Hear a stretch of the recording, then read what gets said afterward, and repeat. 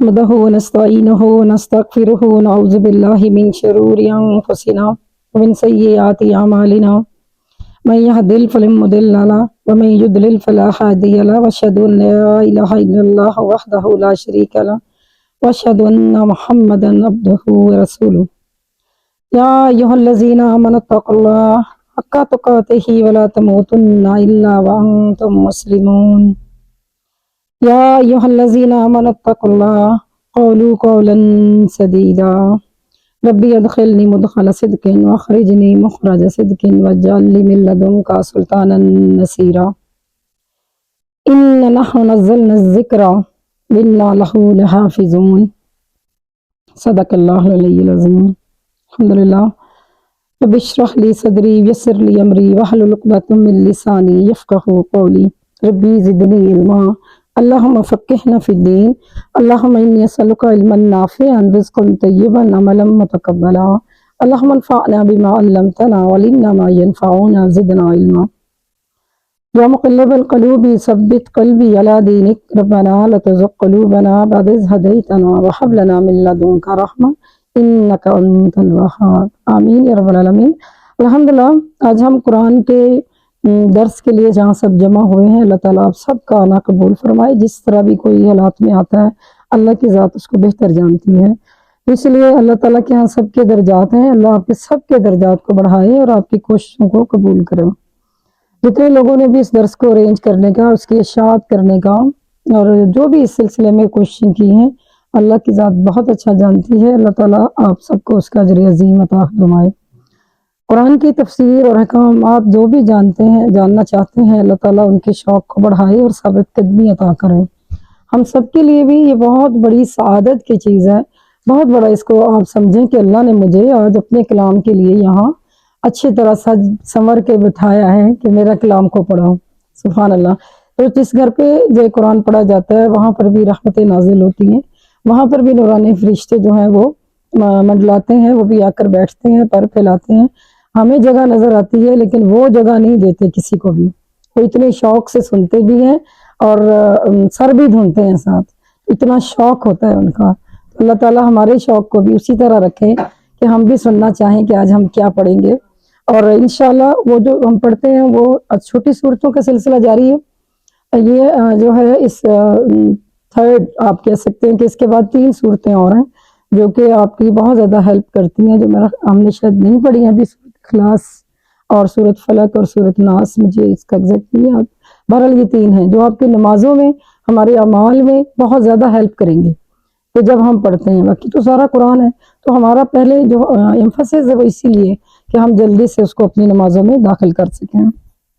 تو اس کو ایک حدیث پاک سے شروع کرتے ہیں۔ نبی پاک صلی اللہ علیہ وسلم نے فرمایا خیرکم تعلم القرآن وعلمہ، تم میں سے بہترین انسان وہ ہے جو قرآن سیکھے اور سکھائے۔ تو ہم سارے سیکھنے کے لیے جمع ہوئے ہیں نا، تو اللہ کے نبی نے آپ سب کی بہت تعریف کی ہے کہ تم میں سے وہ بہترین ہے۔ تو بہترین ہونا ہے نا، ہر ایک کوئی چاہتا ہے میں بہترین ہو جاؤں، تو اللہ کے نبی نے آپ کو سٹیمپ کر دیا ہے کہ جتنے ماشاءاللہ سے لوگ آئے ہیں اپنی برکات لے کر، وہ دنیا کے بہترین انسان ہیں۔ الحمدللہ۔ اللہ تعالیٰ اللہم اجعلنا منہم، اللہ تعالیٰ ہمیں جو ہے ان سب میں شامل کرے۔ اس کے لیے ہم اللہ کے بہت شکر گزار ہیں۔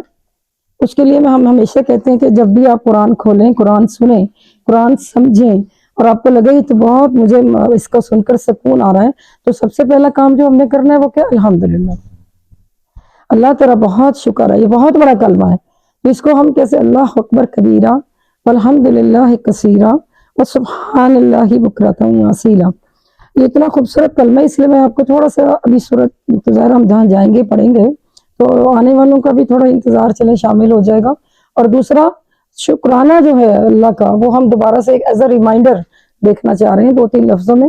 ضرور اس بات کو غور سے دیکھیے کہ الحمدللہ کیا چیز ہے۔ جب ہم نے کہا کہ اللہ تیرا شکر ہے تو نے ہمیں یہاں پر جمایا، بلایا، بٹھایا اور قرآن سنایا، ہم سننے والے ہیں، ہمیں قابل بنایا۔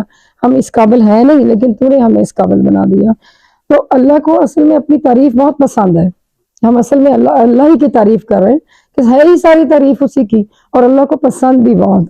تو اسی لیے جو ہم دیکھیں گے کہ یہ کہاں کہاں پر، تو الحمدللہ جو ہے یہ اللہ تعالیٰ کو بہت پسند ہے۔ اسی لیے اللہ ताला ने सूरत फातिहा नायत करके हमें खुद सिखाई है कि सीखो मेरी तारीफ कैसे करनी है। तो इसलिए मैं कह रही हूँ कि आज हमें बहुत सी तारीफ और शुक्राना अल्लाह का अदा करना है कि आपको हर महीने अल्लाह का कलाम सुनने को मिलता है। ये बहुत बड़ी अल्लाह का जो है मैं समझती हूँ एहसान है हम सबके ऊपर।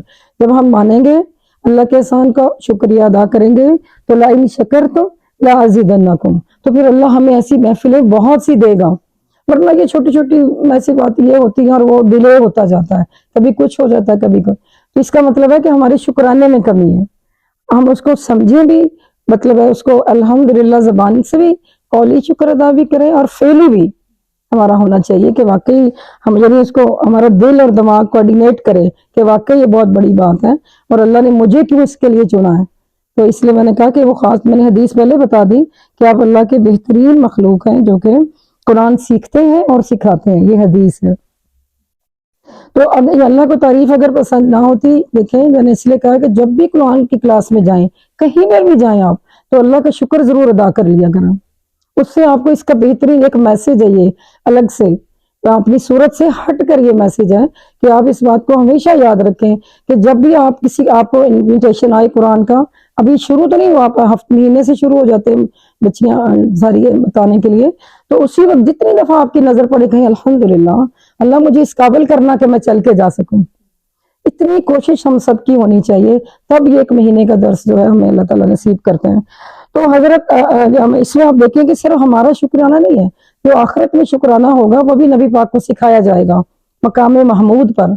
वो उधर भी जाकर ये देखें इतना जरूरी है शुक्राना कि हम इसको समझते तो नहीं है, हम समझते बस ठीक है ये तो रूटीन है, आज इनके घर में हुआ है कल उनके घर में हुआ, तो एक रूटीन है। नहीं, ये मेजबानों को जिनको चुनता है ये अल्लाह का चुना हुआ है, ये उसको भी बार बार उसको शुक्रगुजार होना चाहिए कि अल्लाह तूने मुझे चुन लिया, मेरी खताओं को तूने बख्श दिया और तूने कहा कि तेरे घर में ये कुरान खुलेगा, ये बरकत तेरे घर आएगी, सारी फरिश्तों की बारिश तेरे घर आएगी। तो ये बहुत बड़ी बात है जहाँ रूहानी मखलूक भी आ जाए और अहलुल कुरान भी जमा हो जाए। तो इसलिए आखिरत मकाम महमूद पे जब नबी पाक सल्लल्लाहु अलैहि वसल्लम को जो है सजदा नसीब होगा, लंबा तवील सजदा करेंगे और वहां पर वो तारीफ सिखाई जाएगी जो वहीं पर उस वक्त सिखाई जाएगी, अल्लाह के नबी पहले नहीं जानते उसको, वो तारीफ करेंगे तब अल्लाह ताला कहेंगे कि आप सर उठाएं जो मांगते हैं अता होगा, तो वो तारीफ भी वहीं सिखाई जाएगी। ये अजान का जवाब है, उसमें आपको मिलता है अल्लाहुम्मा रब्ब हाज़िहि दावति ताम्मा वस्सलातिल काइमा आति मुहम्मदन वसीला तवल फजीला व दरजतर रफिया वबसहु मकामम महमूदन लज़ी वाता। ये जो मकाम महमूद की बात यहाँ हो रही है, ये उसी बात हो क्या हो रहा है जो लंबा तवील वो सजदा भी होगा वहां पे और अल्लाह का जो है तारीफ बयान की जाएगी मकाम महमूद पर। महमूद तारीफ जो किया गया वो उसी की जगह का नाम है। तो इसलिए अल्लाह ताला फिर जो भी नबी पाक उम्मत को वसीला और बख्शिश कर मांगेंगे इज़न, वो जो भी अल्लाह बेहतर जानते हैं वो वही अदा होगा, वहीं से मिलेगा। तो ये देखें कि शुक्राने का एक और अल्लाह की तारीफ का एक, मैं आपको मिसालें दे रही थी कि आपको वाकई एहसास हो कि ये शुक्राना घर वालों का शुक्र सबसे पहले अल्लाह का, उसके बाद जिनको जरिए बना लेता है, फिर जितना उनका है वो किसी और का नहीं हो सकता। तो जो चलकर आते हैं वो भी अपनी बरकत साथ लेकर आते हैं। इसी तरह हजरत आदम अलैहिस्सलाम आप देखें हमारे जद्दे अमजद, जब उनको बिठाया गया उनका जिस्म बन गया तो उनके अंदर रूह डाली गई और वो जैसे उठकर बैठे तो पहला कलमा जो मुंह से निकला अल्हम्दुलिल्लाह। तो इंसान की तो मतलब उसको बता दिया गया खलीफा कि तुम्हारा काम सिर्फ अल्लाह की तारीफ करना है। तो इसलिए मैं कह रही हूँ कि हम जब भी कुरान खोलें, हम क्लासेस में भी हम ये बात करते हैं कि अल्लाह अकबर कबीरा वल्हम्दुलिल्लाहि कसीरा, इसलिए मैं इन चीजों को बता रही हूँ। हजरत नूह अलैहिस्सलाम को भी जब कलमात सिखाए गए थे वो भी शुक्राने के ही थे, तो उनसे कहा गया था कह दो फकुल अल्हम्दुलिल्लाहिल्लज़ी नज्जना मिनल कौमिज़ ज़ालिमीन, उसमें भी तारीफ सिखाई गई थी कि नूह अलैहिस्सलाम को मुखातिब करके नबी कह दीजिए कि सारी तारीफ ही अल्लाह के लिए जिसने मुझे जालिम कौम से निजात दी। बड़ी जालिम कौम थी ना, हज़रत नूह थक गए थे, तो फिर भी कलमा जो सिखाया गया कि फकुल अल्हम्दुलिल्लाहिल्लज़ी, तो कह दीजिए। तो मैं सिर्फ ये बात थोड़ा सा जो लोग क्लासेस में मौजूद नहीं होते सम टाइम उनको बताना चाहती हूँ कि ये कुरान की क्लासेस का या आपका यहाँ पे आ जाना या कोई अरेंजमेंट कर लेना किसी इंसान के बस की बात नहीं है, इसलिए आप बार बार इसका शुक्राना अदा करें। کچھ لوگ آپ دیکھیں کہ بیمار ہوتے ہیں، آ نہیں سکتے، آپ کو اللہ نے صحت دی ہے، آپ آج الحمدللہ پہنچ گئے ہیں، تو یہ اس چیز کو سمجھیں۔ تو حضرت داؤد علیہ السلام، جو ہم آج کل بھی کلاس سورۃ احزاب میں بھی پڑھ رہے ہیں، سوری سورۃ نمل میں آ رہا ہے کہ حضرت داؤد علیہ السلام اور حضرت سلیمان علیہ السلام، ان کو بھی جو سب سے بات سکھائی گئی تھی وہ شکرانہ تھا۔ آپ کو میں صرف ایک ریوائز کرا رہی ہوں کہ کیا میں ویسے ہی بات کر رہی ہوں یا قرآن میں مختلف نبیوں نے شکرانہ ادا کیا ہے جب اللہ نے ان کے اوپر رحمتیں کی ہیں؟ تو اگر آپ اس کو رحمت سمجھتے ہیں آپ بھی اور برکت سمجھتے ہیں تو اس بات کو سمجھ لیں کہ حضرت داؤد علیہ السلام کا بھی جی، تو سب لوگ جو ہیں رب العزت کے جلیل القدر پیغمبر تھے۔ تو جو جنت میں الحمدللہ جب سارے ہم چلے جائیں گے، آپ سب بھی، تو ان کی زبانوں پر جو شکرانے کے طور پر جو کلمہ جاری ہوگا وہ بھی الحمدللہ ہوگا۔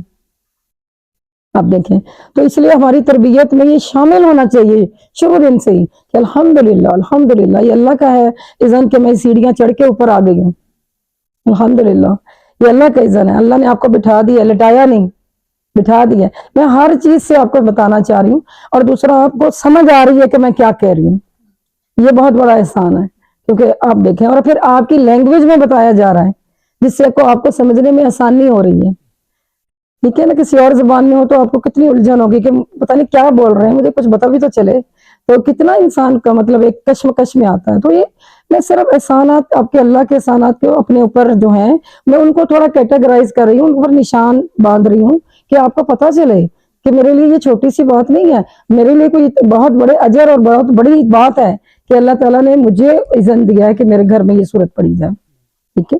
تو اسی لیے میں آپ کو یہ بتا دیا، تھوڑا سا حوالہ دیا، شکرانے کا جو لیسن ہے اس کو ریوائز کیا ہے الحمدللہ۔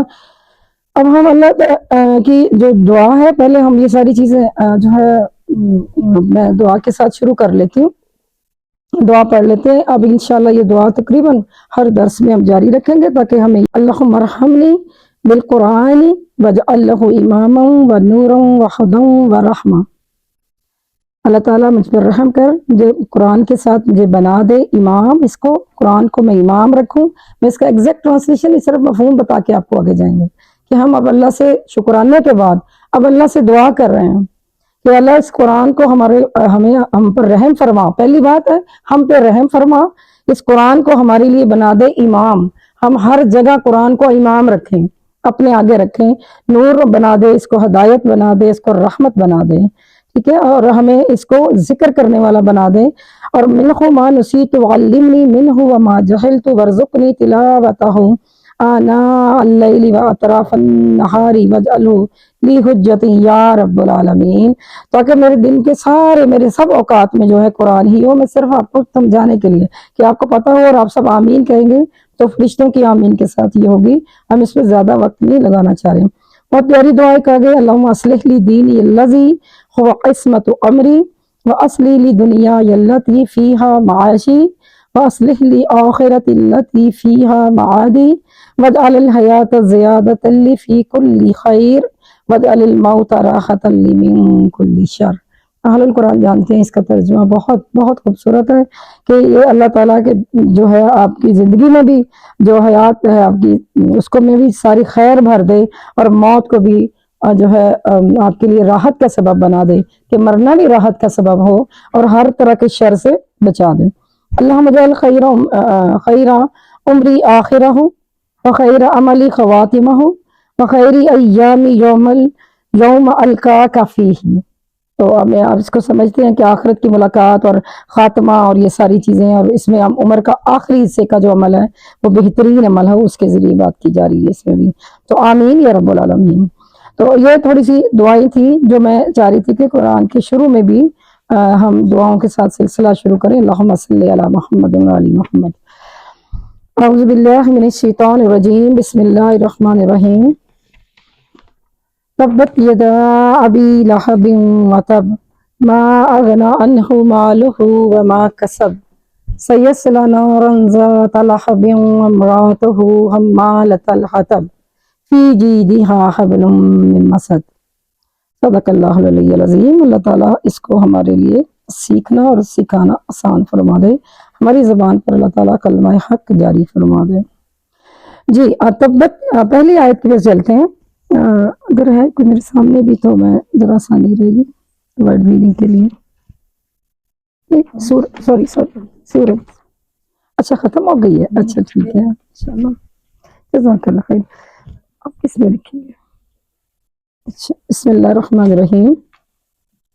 تبت یدا ابی لہب و تب. اب اس میں جو ہے اس کی پہلی جو آیت ہے اس کو آپ دیکھیے.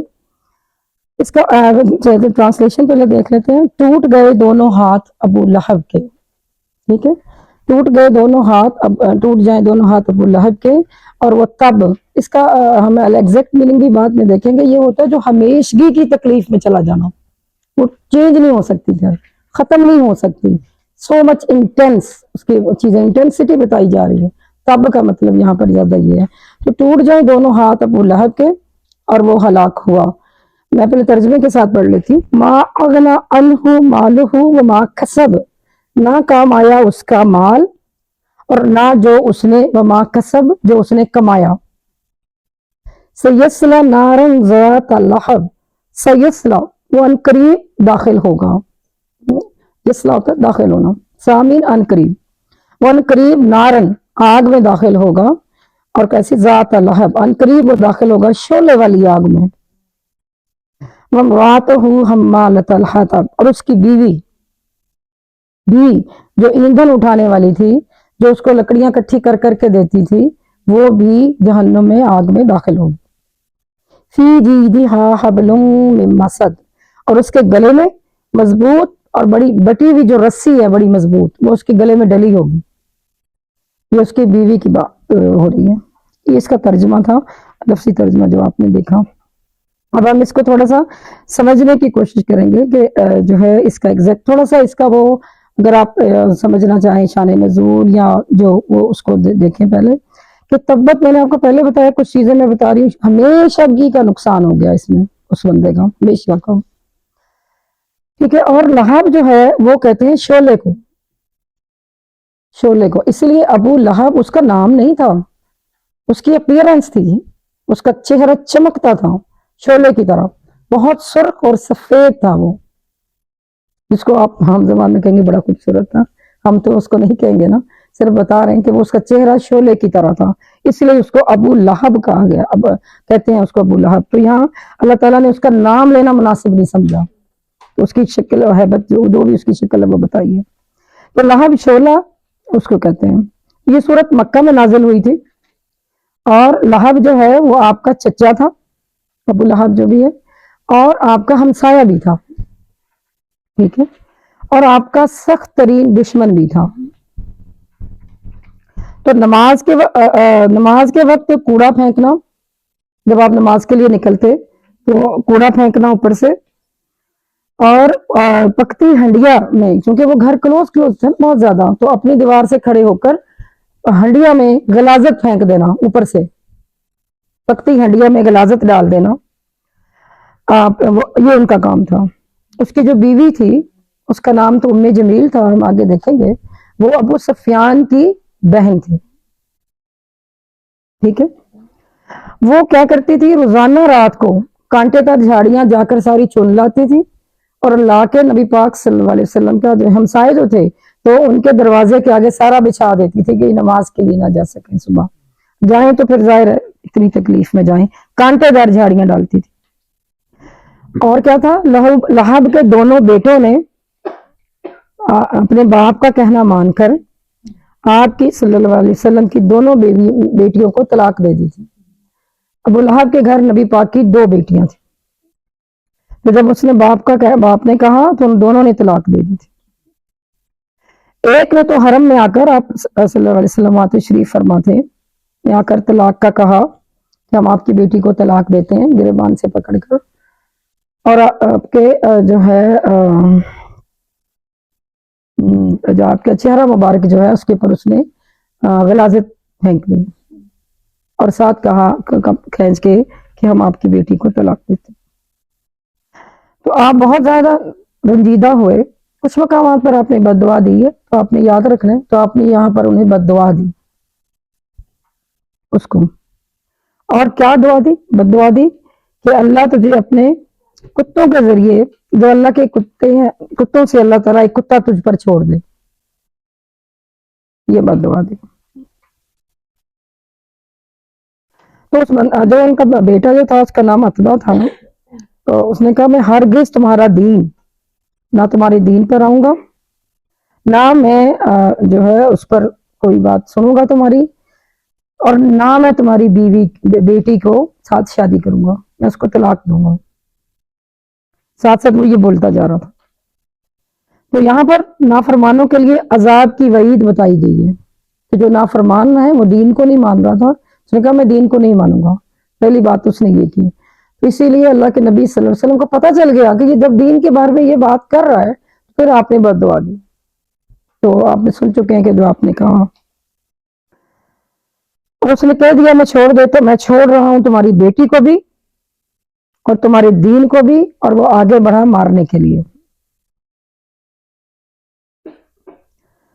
ظاہر ہے وہ تو نہیں کر سکا، تو اسی لیے وہ شام میں وہ تجارت کا کام کرتا تھا، تو شام میں وہ قافلہ لے کے جا رہا تھا، تو اس قافلے میں رات کو وہ پڑاؤ کیا کہیں پہ، تو وہاں پر شیر آ گیا، بڑا سارا تھا اس کا، جس طرح کتے کی جیسی شکل اور بلی کی مکس جب، تو شیر کا آتا ہے تفسیر۔ تو اس کے جو بھی سے چانے انہوں نے سامان رکھ کے اس کو اوپر بٹھا دیا تاکہ یہ بچ جائے، پھر بھی شیر نے جمپ لگا کے اس کے سر کو، کیونکہ یہ بد دعا تھی، جب بد دعا ایک تو دل سے چلی جاتی ہے، پھر نبی پاک صلی اللہ علیہ وسلم کی زبان مبارک سے جاری ہوگی، تو اس کا بچنے کا کوئی چانس نہیں تھا۔ تو اس نے اوپر سے شیر نے اتار کے اس کے سر کو دبوچ دیا اور مارتا رہا جب تک وہ ختم ہی نہیں ہو گیا۔ تو یہ تو اس کا انجام تھا، تھوڑا سا آپ کو بتانا چاہ رہی تھی۔ تو مگر شیر نے اس کا اور مارتا رہا، اور وہ چلاتا رہا، اور وہ چلاتا رہا، جب وہ اس کو مار رہا تھا تو وہ چلاتا رہا میری ماں کا عذاب مجھ پر آنا ہی تھا، کیونکہ میں نے نبی پاک صلی اللہ علیہ وسلم نے میرے لیے بد دعا کی تھی۔ تو یہ ساتھ خود ایڈمٹ کر رہا تھا۔ تو یہ اس کے بیٹے کا انجام ہوا تھا۔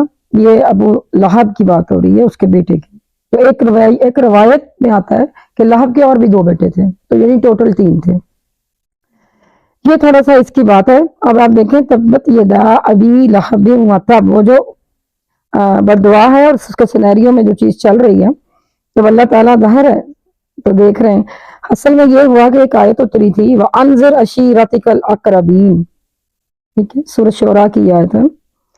آپ کو حکم ہو گیا تھا نبی خبردار کریں اپنے رشتہ داروں اور قرابت داروں کو۔ تو یہ تو رشتہ دار تھا نا پہلا، اور ہمسایہ بھی تھا، میں نے آپ کو بتایا کہ جب اللہ کے نبی کو حکم ہوا تھا وَأَنذِرْ عَشِيرَتَكَ الْأَقْرَبِينَ کہ آپ خبردار کریں، تو آپ اٹھے صبح صبح، وہاں پہ ویسے بھی یہ اب یہاں کوئی میسیجز یوں تو نہیں ہوتے تھے جیسے آج کل ہوتا ہے کہ آپ نے کنوے کر دیا، سب کو مل گیا۔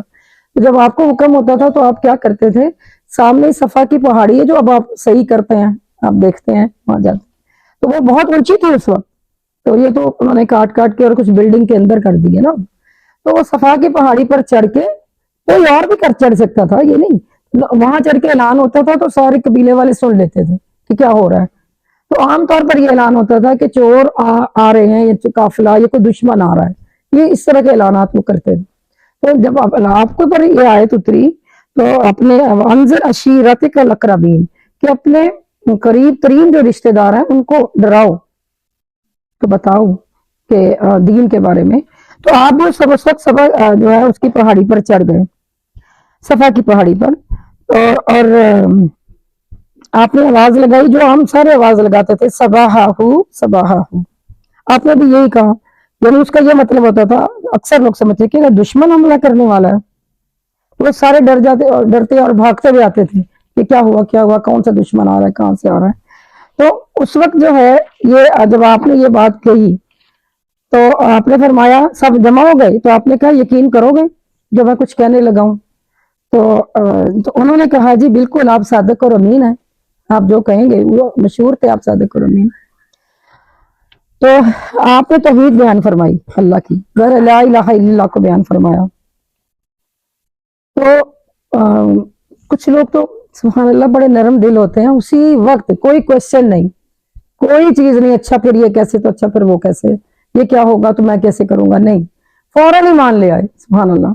اور ان میں یہ جو بیٹھا ہوا تھا اس کا چاچا، اس کو تو بڑا غصہ آیا، اس نے کہا لہب کی بات ہو رہی ہے نا، تو اس نے ایک بڑا سا پتھر اٹھا کر آپ کی طرف پھینکا، تو اس نے کہا کہ تیرا ناس ہو جائے، تو نے ہمیں صبح سے اس کام کے لیے بلایا کہ تو ہمیں یہ بتانا چاہ رہا تھا۔ وہ آپ نے کیا بتایا، نبی پاک نے کیا بتایا تھا؟ توحید۔ میں آپ کو بتا چکے، نبی پاک نے اپنا نہیں کچھ بتایا تھا، توحید بتائی تھی، لا الہ الا اللہ کو بتایا تھا۔ اور وہ کیا کہہ رہے ہیں، میں اس کو دہرانا نہیں چاہتی کہ آپ نے سن چکے ہیں کہ وہ کیا کہہ رہا ہے۔ تو کہنے لگا یہ سب جھوٹ ہے، خود چڑھ گیا ساتھ، کہنے لگا ان کی بات نہیں سنو، یہ سب جھوٹ ہے، یہ تو مجنون ہے، نعوذ باللہ۔ اس نے سارے الزامات پوری گیدرنگ میں لگا دیے، یہ سگا چچا تھا۔ کتنی تکلیف ہوتی ہے اپنے آپ کی، جب کوئی اپنی طرف سے تکلیف آتی ہے اپنا سے۔ اور کہنے لگا تم بالکل اس کی بات کوئی نہ مانو، تم اپنے اعضاء کو اور اپنے لات کو، اس کو بالکل نہ چھوڑنا، یہ تمہیں دھوکہ دے رہے، اعضاء اور لات وہی اصل معبود ہیں جن کی ہم آلریڈی پوجا کرتے ہیں، لیکن اس کی بات جو ہے وہ نہ سنو۔ تو آپ نے اعلان کیا اگر تم توحید کی طرف نہ آئے، ظاہر آپ نے تو جواب دینا تھا جو اللہ کا حکم تھا، اگر تم لوگ نے میری بات نہ مانی، تم توحید کی طرف نہ آئے، تو بہت بڑا عذاب آ جائے گا۔ اللہ کے نبی صلی اللہ علیہ وسلم نے یہ فرما دیا۔ تو پھر یہ تبت یدا ابی لہب و تب، تو یہ بد دعا ہے، تب کا مطلب یہ خود بھی ہلاک ہوا اور یہ قبول ہو گئی۔ آپ یہ دیکھیں، تو ربیعہ بن عباد واقعہ بیان کرتے ہیں کہ میں اسلام نہیں لایا تھا اس وقت، ایک واقعہ اسی دوران کا جو میں آپ کو بھی بتا رہی ہوں، تو ایک واقعہ بیان کرتے ہیں کہ میں نہیں لایا تھا، اور نبی پاک صلی اللہ علیہ وسلم انہی دنوں میں بازار میں جاتے تو لوگوں سے کہہ رہے تھے کہ سب لا الہ الا اللہ کہو، سب لا الہ الا اللہ کہو۔ بازار میں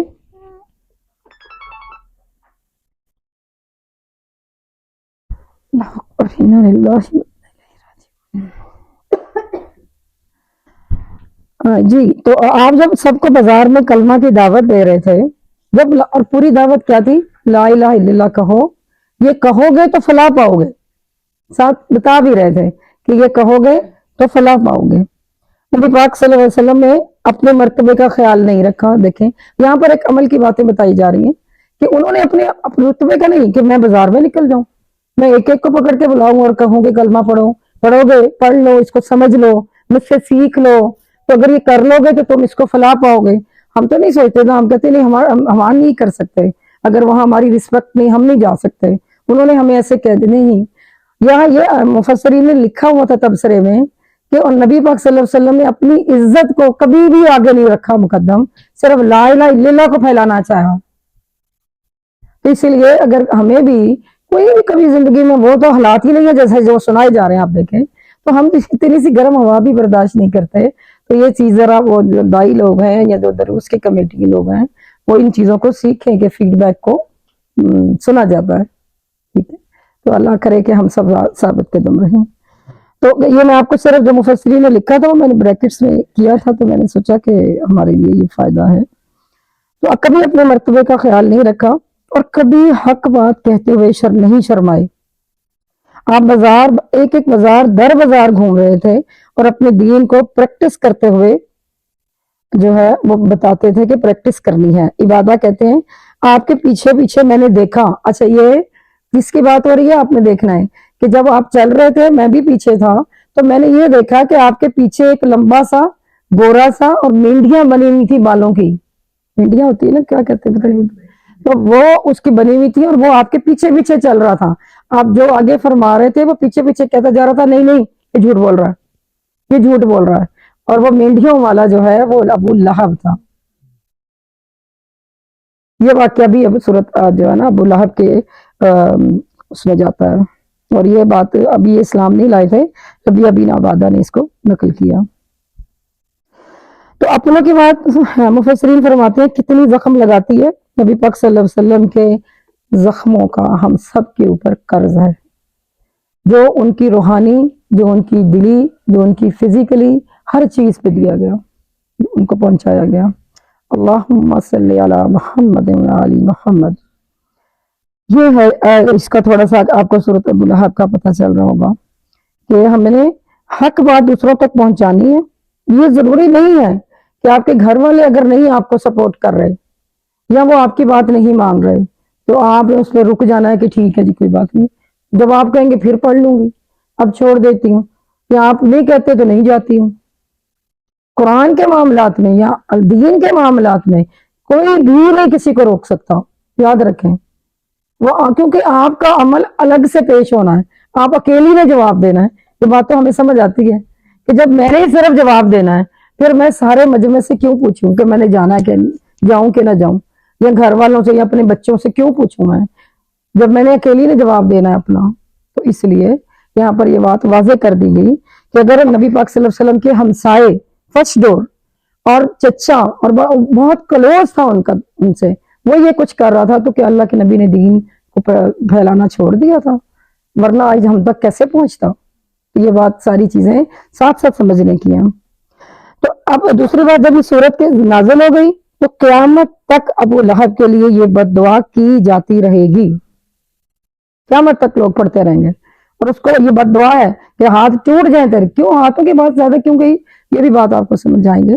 لیکن وہ چونکہ اس نے گربان پکڑ کر اس کے بیٹے نے بھی کھینچا تھا, ہاتھوں سے کھینچا تھا, اسی لیے ہاتھوں سے وہ پتھر مارا تھا اٹھا کے صفا پہاڑی پہ, جب آپ نے کہا تھا کہ ادھر سے صباح ہو سب کو بتایا. ہاتھ استعمال ہوتے ہیں تو اس نے اس کام کے لیے استعمال کیے. تو اب اللہ تعالیٰ نے کہا اسی ریلیٹڈ سے سزا دی, ٹوٹ جائیں ابو لہب کے ہاتھ جس نے میرے نبی صلی اللہ علیہ وسلم کے گریبان کو کھینچا اور ان کی طرف پتھر پھینکا. آپ دیکھیں تو نبی پاک صلی اللہ علیہ وسلم کا وہ مذاق اڑاتا تھا اور سب لوگوں کو کہتا تھا میرا بھتیجا کہتا ہے آگے جنت ہے آگے دوزخ ہے, اور خود بھی کہتا تھا, خود بھی کہتا تھا کہ یہ کہتا ہے میرا مجنون جو ہے بھتیجا ہے میرا کہ آگے جنت بھی ملے گی دوزخ بھی ہوگی, تو میرے ہاتھ برباد ہو جائے مجھے تو کچھ نظر نہیں آتا. اس وقت یہ خود ہی یہ کہا جاتا تھا نا, تو اپنے بارے میں خود ہی کہتا تھا کہ میرے ہاتھ برباد ہو جائیں مجھے تو کچھ نہیں نظر آتا, یہ کیسے کہتا ہے آگے جنت اور دوزخ ہوگی. تو اللہ تعالیٰ نے اس کے ہاتھوں کو وہی کر دیا جو وہ چاہ رہا تھا. تو یہ بھی اس کے کانٹیکسٹ میں آتا ہے. تو یہ بد دعا قبول ہو گئی پر وہ برباد ہو گیا. تب کا مطلب ہے ہمیشگی کی بربادی میں چلا گیا. اب آپ دیکھ سکتے ہیں بھائی شاید کو اگر آپ کے سامنے ہے سب کے, تو تبت یدا جو ہے ہاتھ کو کہتے ہیں, ید ایک یدا دونوں, کیونکہ اس نے آپ دیکھیں جب گریبان میں بھی اور پتھر میں بھی اور خود بھی کہتا تھا میرے ہاتھ ٹوٹ جائیں, تو اب آپ کو سمجھ آ گئی ہوگی کہ یہاں پاؤں کی بات کیوں نہیں ہوئی. تبت یدا ابی لہب و تب, تو اس لیے جو ہے وہ اس میں جو ہے یہ بد دعا دی گئی ہے. سیکنڈ آیت جو ہے اس کو دیکھیے, تو اللہ تعالیٰ نے پھر بتا دیا پہلی آیت کا ہی کہ ہمیشہ کے لیے یہ برباد ہو گیا. اور کہ ہمیشہ کی بربادگی کیا ہے, تب کیا ہے کہ وہ آخر تک مسلمان نہیں ہوا, ہمیشہ کے لیے اس سے دین اٹھا لیا گیا. اللہ غلطیاں ہو سکتی ہیں, انسان معافی مانگ سکتا ہے, جٹائی اور یہ ساری چیزیں یہ سزا ہے کہ مرتے دم تک. ہم نے ابھی دعا پڑھی ہے نا کہ آخری عمل بہترین ہو جائے. کئی لوگ بہت کوششیں کرتے رہتے ہیں, حدیث میں یہی ہے کہ آخری عمل کے لیے ضرور دعا مانگے. یہ نہ کہ کوئی کسی نے بہکا دیا ہو, انسان خود کسی ایسے غفلت میں چلا جائے, یا کوئی ایسا لفظ منہ سے کہہ بیٹھے جو کبھی بھی نہ کہا ہو, ایسے کہہ دیا اور وہ اس کو جہنم کی طرف کھینچ کے لے جائے. تو وہ اس کا آخری لفظ ہو تو اس کو تو نہیں پتا, اس کے بعد وہ زندہ ہی نہ ہو. تو بہت پیاری بات مولانا فرما رہے تھے کہ موت ہر بندے کے سر کے اوپر ہر وقت منڈلاتی ہے, ہر وقت منڈلاتی ہے, اس پرندے کی طرح جیسے آسمانوں پہ جیسے وہ کب جہاں سے کوئی چیز ملی ایسے کر کے اٹھا کے چلی جاتی ہے. ہاؤ مچ سڈن کہ پتہ بھی نہیں چلتا کس کی ٹرن آ جائے. منڈلات سب کے سر پہ رہی ہے, کس کے سر کو ایک دم لے جائے نا یہ وہ بتا. تو اس لیے آخری عمل کنسسٹینسی, اپنی کنٹینیوٹی, اس کے پر خاص نظر رکھیں. ہر ایک نے اپنا جواب دینا ہے, کوئی یہ نہ سوچے کہ میری ماں میرا باپ یا کوئی مجھے بخشا لے گا.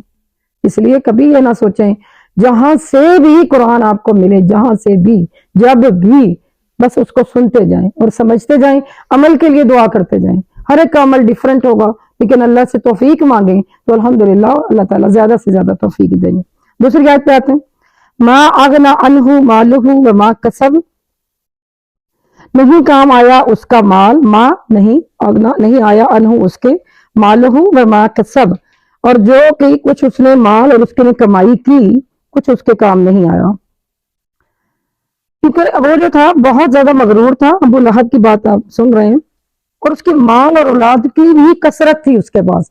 یہاں سے پتہ چلتا ہے نا کہ جو نیک ہوں، ضروری نہیں ہے کہ جن کے پاس یعنی مال اور اولاد یا کسی بھی ترقی میں بہت آگے ہوں دنیا میں ہی، تو وہ نیک بھی ہوں اور اللہ کے ہاں ان کا مقام بھی ہو، یہ ضروری نہیں۔ اس کو تو لوگ یہ سمجھتے ہیں نا اللہ نے بہت کچھ دیا ہوا ہے، بہت بڑا ہے اللہ کا فضل ہے۔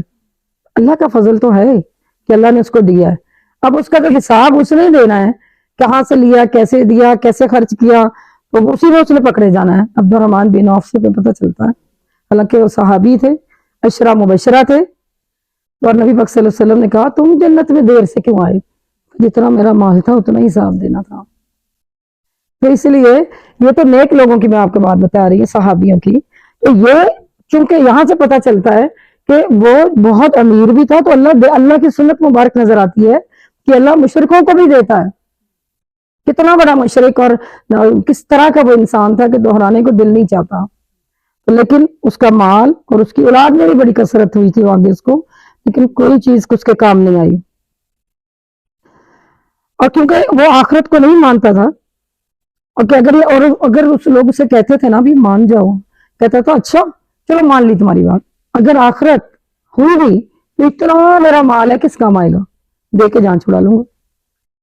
پھر دنیا اتنی اس کے دماغ میں جائی ہوئی تھی کہ جہاں کچھ بھی کام نہیں آتا، وَلَا تَزِرُ وَازِرَةٌ وِزْرَ أُخْرَىٰ، کہ وہاں پر کوئی بوجھ اٹھانے والا کسی کا نہیں اٹھائے گا، تو تم نے کیسے کہہ دیا بڑے آرام سے کہ میں مال دے کر جو ہے وہاں پہ چھٹ جاؤں گا۔ یہ نڈر ہونے کی نشانی ہے۔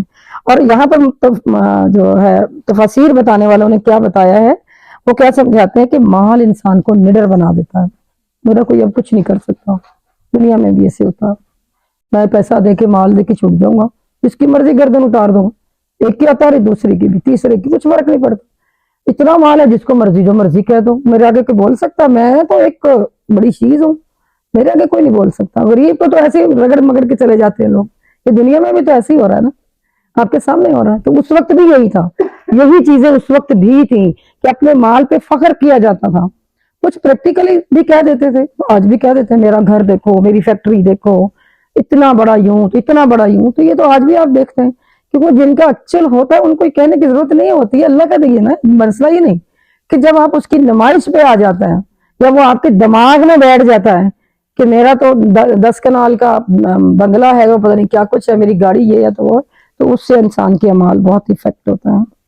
تو بہت مغرور تھا وہ بھی، اس کی پرائڈ اس کے دماغ میں بھرا ہوا تھا، کیونکہ میرے پاس بہت مال ہے، دو چیزیں تھیں، اور اولاد ہے، دونوں چیزیں۔ تو اس لیے اب یہاں پر ہم حدیث دیکھتے ہیں، اس آیت کے ترجمے میں تو آپ نے پڑھ لیا کہ جو اس نے کی کمائی میں دونوں چیزیں آتی ہیں، ما کسب، اولاد بھی، اور جو اس نے واقعی ارننگ جس کو آپ بولتے ہیں وہ بھی، تو ایک کسب میں دونوں چیزیں آئیں گی۔ تو یہ ہمارے اور آپ کے بھی یہی کام آتی ہیں چیزیں جو مال کو بڑھائیں گی، جو آپ کے لیے ہمیشگی مال لگایا ہوگا کسی اچھی جگہ، آپ دنیا سے چلے بھی گئے تو وہ درجات تو پہنچتے رہیں گے کہ یہ فلاں کی جگہ کی اس کی بنائی ہوئی ہے۔ اسی طرح اولاد جو صدقہ جاریہ ہے، وہ اچھے کام کرتی رہے گی تو آپ چلے بھی جائیں گے تو آپ کا نام زندہ رہے گا۔ تو اصل کمائی وہ ہے کہ جو فار ایور ہو، تو یہاں پر اس کو اپنی اسی کمائی پر فخر تھا، دونوں پہ۔ تو یہ بھی سمجھ میں آ گئی کہ ہمیں بھی ان دو چیزوں کی طرف فوکس کرنا ہے کہ ہم نے پازیٹیولی اس کو کیسے لے کے جانا ہے، تاکہ یہ ہمارا جو ہے نامہ اعمال ہمارے جانے کے بعد بھی بنتا رہے۔ تو یہ حدیث پاک سے دیکھتے ہیں، حدیث پاک نبی پاک صلی اللہ علیہ وسلم نے فرمایا سب سے پاک کھانا وہ ہے جو تم اپنے ہاتھ سے کماتے ہو، ٹھیک ہے، اور تمہاری اولاد بھی تمہاری کمائی ہے۔ یہ نبی پاک کی حدیث سے بھی ثابت، ہم تو آیت پڑھ رہے ہیں نا، یہ حدیث سے ثابت۔ قرآن کہتا ہے کہ اس دن مال اور بیٹے، قرآن کی ایک آیت آپ نے پڑھی ہوئی ہے، کوئی کام نہیں آئیں گے۔ اللہ اکبر. تو ایک اس سلسلے میں یہ حدیث تھی اور ایک قرآن کی آیت بھی ہے جو میں نے آپ کو بتائی. تو مسلسل جو ابو لہب تھا، مکی صورت ہے میں نے آپ کو بتائی، تو مسلسل اسی طرح دشمنی کرتا رہا. یہ کچھ واقعات آپ کو بتائے ہیں، بہت زیادہ بھی ہوئے ہیں. اب اس سے بعد آگے اور کیا رہ جائے گی، لیکن آئے دن یہی اسی طرح کا سایہ تھا. یہ لائف مکی کی بنا دی تھی. تو اللہ تعالیٰ نے اپنے نبی کو ہجرت کا حکم کیا کہ آپ یہاں سے ہجرت کر جائیں. اس سے ہمیں بھی بہت چیزیں سیکھنے کو ملتی ہیں کہ اگر ہمارا دین کی پریکٹسنگ کہیں صحیح نہیں ہو رہی تو وہاں سے ہجرت ہو سکتی. اللہ کے نبی کو بھی یہی حکم ہوا کیونکہ وہ مسلسل دشمنی کر رہا تھا. آپ نے بہت صبر کیا، بہت. اب دیکھیں پکتی ہوئی ہڈیاں پہ اوپر سے گندگی، باہر کانٹے دار جھاڑیاں ہر وقت بچھی ہوئی، نماز کے لیے جانا ہے، اندھیرا ہوتا تھا فجر کی نماز میں، ویسے کون سی اسٹریٹ لائٹس ہوتی ہیں، اور کانٹے دار ساری جھاڑیاں. یا اگر حرم میں بیٹھے ہوئے ہیں اس وقت کون سے اس طرح کے بڑا سارا بنا ہوا تھا یا کیا، چلتے ہوئے آنا اور آ کر وہیں سے پکڑ لینا. یعنی کیا مطلب ہے چیزیں. انسان کبھی بھی کوئی ہم جیسے کمزور مسلمان ہیں، ہم تو دین پر قائم نہ رہتے تو کبھی دین نہ پھیلاتے تو ہم تک کیسے پہنچتا. اتنی صعوبتیں برداشت کی ہیں اللہ کے نبی نے، اسی لیے ان کو ہجرت کا حکم ہو گیا. آپ ہجرت کر کے چلے گئے، آپ ہجرت فرما گئے. غزوہ بدر ہوئی تو یہ خود نہیں گیا اس میں، ڈرپوک بزدل ہوتے ہیں ایسے لوگ، بالکل بزدل. تو یہ نہیں گیا اس میں، اور بلکہ کسی اور آدمی کو کہا کہ میرے سے 4000 درہم لے لو اور جاؤ لڑو جا کے، ان کی گردنیں اتارو جا کے. مدینہ بھیج رہا تھا، پیسہ تھا نا، پیسہ یوز کر رہا تھا. پیسہ دیا ہوا ہے، اللہ کا ہی دیا ہوا ہے، کس چیز میں یوز کر رہے ہو، یہ چیزوں کا لیسن ہمیں دیکھنا ہے. اب 4000 درہم معنی رکھتے ہیں. کسی کو دے رہے کہ میں تو یہ نہیں جانا، تم جاؤ غزوہ بدر میں اور تم جا کر ان کی گردنیں مارو. اس نے یہ دیکھ کر ان کو بھیجا. کیسی دشمنی ہے کہ وہاں تک بھی پیچھے تک نہیں چھوڑا. بزدل تھا چونکہ، اور میری جگہ جا کے لڑو، اور وہ خود نہیں گیا. تو جنگ بدر کے بعد سبحان اللہ، سلام ہے ام فضل کو. دیکھیں نا، ہم عورتیں تو بڑی کمزور ہیں، یہاں سے وہاں نہیں جا سکتی، کوئی لے کے جائے کوئی لے کے آئے، ایسے کرتے نا. وہ تو ٹھیک ہے محرم تو ہوں، لیکن اتنی عورت کو کمزور نہیں بنایا گیا. اسلام کی تاریخ پڑھیں تو عورتوں کا ایک مقام ہے. وہ کیسے فرعون کے ساتھ بھی وہ گزارا کرتی رہی ہیں. ہم تو ہر جگہ پر اچھے اپنے ان کو آگے کھڑا کر دیتے ہیں. اب یہ کیا نہیں کہتے تو اب میں کیا کروں، اب کبھی کچھ کر دیتے ہیں کبھی کچھ کر دیتے ہیں. نہیں، ایسا نہیں ہوتا.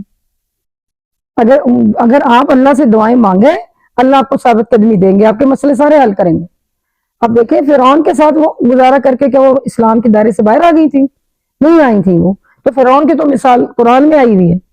اس سے بڑی بات اور کیا ہوگی، اللہ معاف کرے. تو ساری امت ہے، عادتیں فرق ہوتی ہیں، لیکن یہ ہے کہ حکمت کے ساتھ ہمیں چاہیے کہ ہم ثابت قدمی رکھیں. ام فضل جو تھی، میں آپ کو بتا رہی تھی، انہوں نے کیا کیا، اس نے خیمہ، جنگ ہو رہی تھی نا، خیمہ لگا ہوا تھا نا، اسی کا ڈنڈا اٹھایا اور جو ہے یہ ادھر نہیں گیا تھا نا، اس کے پیچھے ہی تھا، اس کا ڈنڈا اٹھایا اور اس کے سر پہ دے مارا. کچھ بھی تو عورتیں کر سکتی ہیں، تو اس کے سر پہ دے مارا. تو بیمار تھا ہی پہلے ہی، اور مطلب اس سے یہ بیمار ہوتا گیا، ہونا تو تھا ہی، بد دعائیں تو پہلے ہی لگی ہوئی تھی. کینسر ہو گیا گلے، یہاں پر بھی رسولی نکل آئی اور ایگزیلا میں بھی، اور ادھر ادھر سارے. اور وہ ایسا کینسر نہیں جیسے عام ہو جاتا ہے، اتنا خاص قسم کا کینسر تھا. اسے تعاون میں مطلب کہنا چاہیے، بلکہ تعاون کی مت. وہ ایک دوسرے کو لگتی تھی تو لوگ اس سے دور بھاگتے تھے. تو لوگوں نے کیا بھاگنا، جو مال اور جو کمائی تھی سب سے پہلے تو وہ دور بھاگتے تھے. بچے، اپنی اولاد، وہ نزدیک نہیں لگتی تھی، کیونکہ ایک دوسرے کو لگنے والی بیماری تھی وہ جو اس کو ہوئی. تو میں نے کینسر کہہ دیا نا، کینسر تو ایک دوسرے کو نہیں لگتا، لیکن وہ رسولیاں اس قسم کی تھیں، ان میں اتنی سمیل تھی، اور کوئی قریب جاتا تھا تو اس کو بھی وہ بیماری چپک جاتی تھی. اس لیے یہ بیمار اکیلا پڑا مرتا رہا، کوئی اس کے قریب نہیں جاتا تھا. آپ دیکھیں تو گھر والوں نے اور اولاد نے اس سے نکال کر گھر سے باہر پھینک دیا. انہوں نے کہا ہم اس کو گھر پہ نہیں رکھ سکتے. یہ اور گل سڑ گیا تھا، یہ اتنی سمیل آتی تھی کوئی اس کے قریب سے بھی نہیں گزرتا تھا. کرتے کرتے کرتے 3 دن تو شدید قسم کا بیمار ہوا، مطلب کوئی پانی نہ کھانا، سب نے بٹھا کے جو باہر پھینک دیا، تو اتنی زیادہ اس کو تکلیف ہوئی، تو ظاہر ہے 3 دن کے بعد یہ مر گیا۔ تو اب وہ مرا پڑا ہوا ہے وہاں پہ، اولاد اٹھانے ہی نہیں جا رہی۔ لوگوں نے کہا شرم نہیں آتی، باپ کو اٹھاؤ دفناؤ، تو اولاد بھی تو ویسی تھی جیسی بنائی تھی، تو جو بویا تھا وہ کاٹنا تھا۔ تو انہوں نے کیا کیا، انہوں نے کہا بھائی پیسہ ہے، کالے حبشی خریدو، اٹھاؤ باپ کو لے جاؤ، ہمیں اس کے پاس نہیں آنا، ہمیں اس کو ہاتھ نہیں لگانا۔ انہوں نے پیسے کے پر حبشی کرائے پہ منگا لیے، کرائے پر انہوں نے بندے رکھے اور وہ اس کو گھسیٹ کے اونچائی پر لے گئے، ہاتھ انہوں نے بھی نہیں لگایا، پیسے لیے انہوں نے ہاتھ نہیں لگایا، اس کو گھسیٹ کے اونچائی پر لے گئے اور وہاں سے گڑھے کے اوپر پلٹا دیا، یوں اونچائی سے پھینک دیا گڑھے میں، اوپر سے پتھر پھینک دیے۔ یہ ہے اس کا انجام۔ کہا تھا اللہ کے نبی نے تمہارا انجام بہت برا ہوگا۔ یہ انجام آپ نے کبھی نہیں سنا ہوگا کہیں انسانوں کا، جو یہ اس کے ساتھ ہوا، اس لیے اس کے لیے یہ صورت بھی اتری ہے۔ جب بھی پڑھیں اس کو صورت کو قرآن میں تو یہ آپ کو بتائے گی، جب آپ سمجھیں گے، جیسے آج آپ سمجھ رہے ہیں الحمدللہ، جب آپ اس کو نمازوں میں پڑھیں گے تو آپ کو اس کی ساری چیز چل پڑے گی آپ کے ذہن میں کہ احتیاط ہاں، اس کو کہتے ہیں سمجھ کے اور تدبر سے پڑھنا، اور اس کا جو ہے اجر الگ سے ہے۔ اس طرح کر کے اس کی موت آئی۔ بالکل یہاں پر ایک چیز اور، ایک جو آج کل قادیانی فرقہ، وہ بھی بالکل ایسے ہی ہے، ان کا بھی جو ہے اللہ کے نبی کے ساتھ دشمنی ہے نا۔ کس کے ساتھ دشمنی ہے؟ اللہ کے نبی کے ساتھ۔ وہ ان کو آخری نبی نہیں مانتے، ان کا جو بڑا، جو بھی ان کا جد و مجد تھا، اس کو بھی تو ٹوائلٹ میں موت آئی، سب کو پتا ہے۔ تو جو بھی نبی کا دشمن ہوتا ہے اس کی موت ایسے ہی ہوتی ہے۔ یہ تو ایک ہمارے سامنے آئی، تو اس لیے میں نے آپ کو اس کو ذکر کر دیا۔ تو ان کے ساتھ دوستی، ان کے ساتھ لین دین، بات چیت کسی قسم کی حرام ہے۔ یہ فتنیان کا فتویٰ ہے، پوچھنے کی ضرورت نہیں، کہ جو ہمارا عام طبقہ گھریلو ہوتا ہے، کئی دفعہ ان کو نہیں پتا چلتا، یا وہ نیبرز نکل آتے ہیں، یا وہ کوئی دوستوں میں نکل آتے ہیں، چلو کوئی نہیں کھانا بھیج دیا آپ کھا لیتے ہیں، ہوتا ہی ہے نا، کچھ ایسا نہیں، وہ حرام ہے، سب حرام ہے، اس لیے ان کے ساتھ کسی قسم کا کوئی تعلق نہیں۔ اور یہاں پر کیا چیز سمجھ آتی ہے کہ مال اگر اللہ کی نافرمانی سے آتا ہے تو وہ انسان کی بربادی ہی بربادی میں ہی لگا ہے، اس کے بہت مال تھا بربادی میں لگا۔ تو ایک اور چیز یہاں ہمیں سمجھ آتی ہے، میری بہن جو آیت ہم نے پڑھی، کہ 3 دوست ہوتے ہیں ہر بندے کے، 3 دوست ہوتے ہیں، آپ نے سنی ہوگی یہ بات۔ اس کا مال وہ بھی اس کا دوست ہے، اس کے پاس ہی ہوتا ہے ہر وقت، ہاتھ میں پہنا ہوگا، گلے میں ہوگا، بیگ میں ہوگا، دوست وہی ہوتا ہے نا جو ساتھ رہے، تو مال اس کا دوست ہوتا ہے، ٹھیک ہے۔ اولاد وہ بھی تو اس کی دوست ہوتی ہے، ساتھ رہتی ہے۔ اور تیسری چیز جو اس کی دوستی ہے وہ عمل ہے اس کا، یہ بھی اس کا دوست ہوتا ہے، جو آپ نے عمل کیا آپ کے پاس ہی ہے نا، تو وہ بھی اس کا دوست ہوتا ہے۔ تو ہر انسان کے 3 دوست ہوتے ہیں۔ 2 دوست جب وہ دنیا سے جاتا ہے، جو منڈلا رہی ہے سر پہ، اور وہ اچک لے گی اس کو ایک دن اچانک سے، تو اس وقت نہ یہ والا مال ساتھ جائے گا، نہ اولاد والا ہی دوستی ساتھ جائے گی، جو تیسری دوستی میں نے بتائی ہے اعمال، وہ صرف ساتھ جائیں گے اور وہ چلا جائے گا۔ اِنَّ لِلَّهِ وَإِنَّ إِلَيْهِ راجعون۔ ساری زندگی کہتا رہا کہ میں یہ کروں گا، میں سکارف لے لوں گا تو لوگ کیا کہیں گے، میں یوں ہو جاؤں گا تو فلانا کیا کہے گا، میں ایسی یونیورسٹی کالج پڑھنے جاؤں گا تو لوگ میرا مذاق اڑائیں گے، میں ایسے اپنے آفس میں جا کے بیٹھوں گی تو لوگ مجھے یہ کہیں گے۔ ساری زندگی سوچتا رہا کہ لوگ کیا کہیں گے۔ بہت ہی قسمت والا ہوگا کہ اگر نیک لوگ اس کے ساتھی اتنے تو نکل آئیں کہ جب اس کی وفات کی خبر اناؤنس ہو تو وہ اِنَّ لِلَّهِ پڑھ دیں،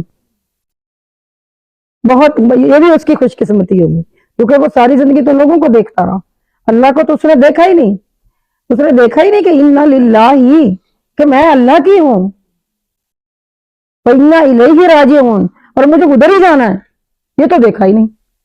شوہر کیا کہتا ہے، بیٹی کیا کہتی ہے، معاشرہ کیا کہتا ہے، بیٹی کے سسرال والے آ رہے ہیں، اور جب کیا کریں گے، نہیں وہ بڑے ہائی فائی لوگ قسم کے، اچھا پھر وہ جیسے وہ کہیں گے ویسے کرنا پڑے گا نا۔ تو یہ ساری باتیں جو ہیں، اس کو اِنَّ لِلَّهِ اس وقت بندہ پڑھ دے، اس بات پہ تو شاید اللہ کی مدد آ جائے.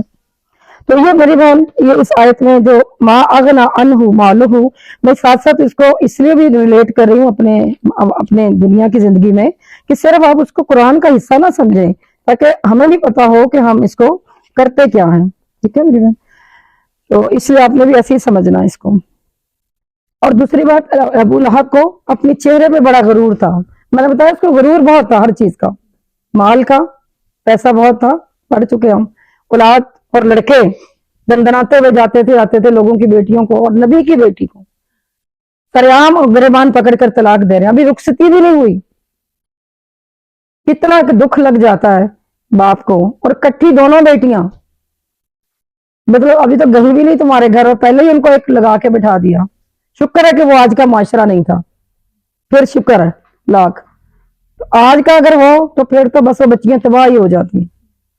لیکن آپ دیکھیں کہ یہ ادھر بھی ہوتا رہا، اور وہ مائیں اور بچیوں کو کیوں انزائٹی ہو جب نبی پاک صلی اللہ علیہ وسلم کی بیٹیوں کے ساتھ ہوا تو کیا وہ آباد نہ ہوئی؟ کیا وہ ذوالنورین حضرت عثمان غنی نہیں اللہ نے ان کو عنایت کیے؟ کیا وہ ایسے ہی رہ گئی تھیں؟ نہیں، انزائٹی نہیں ہونی چاہیے. یہ ایک زندگی میں آگے بڑھنا چاہیے، ہو جاتا ہے ایک ضمنی بات ہے. میں ویسے ہی اپنی بچیوں کو یہاں پہ ایک معاشرے میں جو ہو جاتا ہے، کوئی منگنی ٹوٹ گئی، کوئی ایسا ہو گیا، نکاح بھی ہو گیا، گھر بیٹھے ہو گئی، جا کر آ کر ہوگی، اس میں کیا ہے؟ It's life. تو ہمیں بھی چاہیے معاشرے کو اتنا سٹرونگ کریں دینی لحاظ سے کہ وہ بچیاں اپنے آپ کو سمجھ سکے کہ ٹھیک ہے میرا ایک نہیں ملا، یہ نہیں کہ آ کر ان کی برائیاں، اور نہیں بس ہمارا نہیں بات بنی، بس ختم ہوئی بات. اچھے طریقے سے اس کو ختم ہونا چاہیے. تو سیصلی نارن، تیسری آیت کیا؟ سیصلی نارن ذات لہب امرأتہ حمالۃ الحطب، ان قریب بھڑکتی ہوئی آگ میں داخل ہوگا. حمالۃ الحطب جو ہے نا وہ ایک طرح کا محاورہ ہے، عربی زبان میں کہا بولا جاتا تھا. تو حمالۃ الحطب اس کو کہتے تھے جو چگلیاں بہت کرتا تھا. جیسے محاورہ بہت ہوتا ہے، جیسے آپ مجھے کوئی محاورہ اگر یاد آ جائے تو عام جیسے آپ جس کو محاورہ بولا جائے تو آپ کو سمجھ آ جاتی ہے کہ اچھا یہ کہا جا رہا ہے. تو کئی ایسے محاورے ہوتے ہیں. تو عربی میں حمالۃ الحطب جب بول دیتے تھے تو سمجھ آ جاتی تھی یہ بندہ چگلی کرنے والا بہت ہے، تو یہ محاورہ بولا جاتا. تو اللہ تعالیٰ نے اس کو قرآن کا حصہ بنایا ہے کہ وہ داخل ہوگا بھڑکتی ہوئی آگ میں. ایک تو وہی کانٹیکٹ سے چل رہا ہے، اس کی بات ہو رہی ہے، وہ داخل ہوگی. امرات ہو اور اس کی بیوی بھی، اور حمالۃ الحطب وہی جو.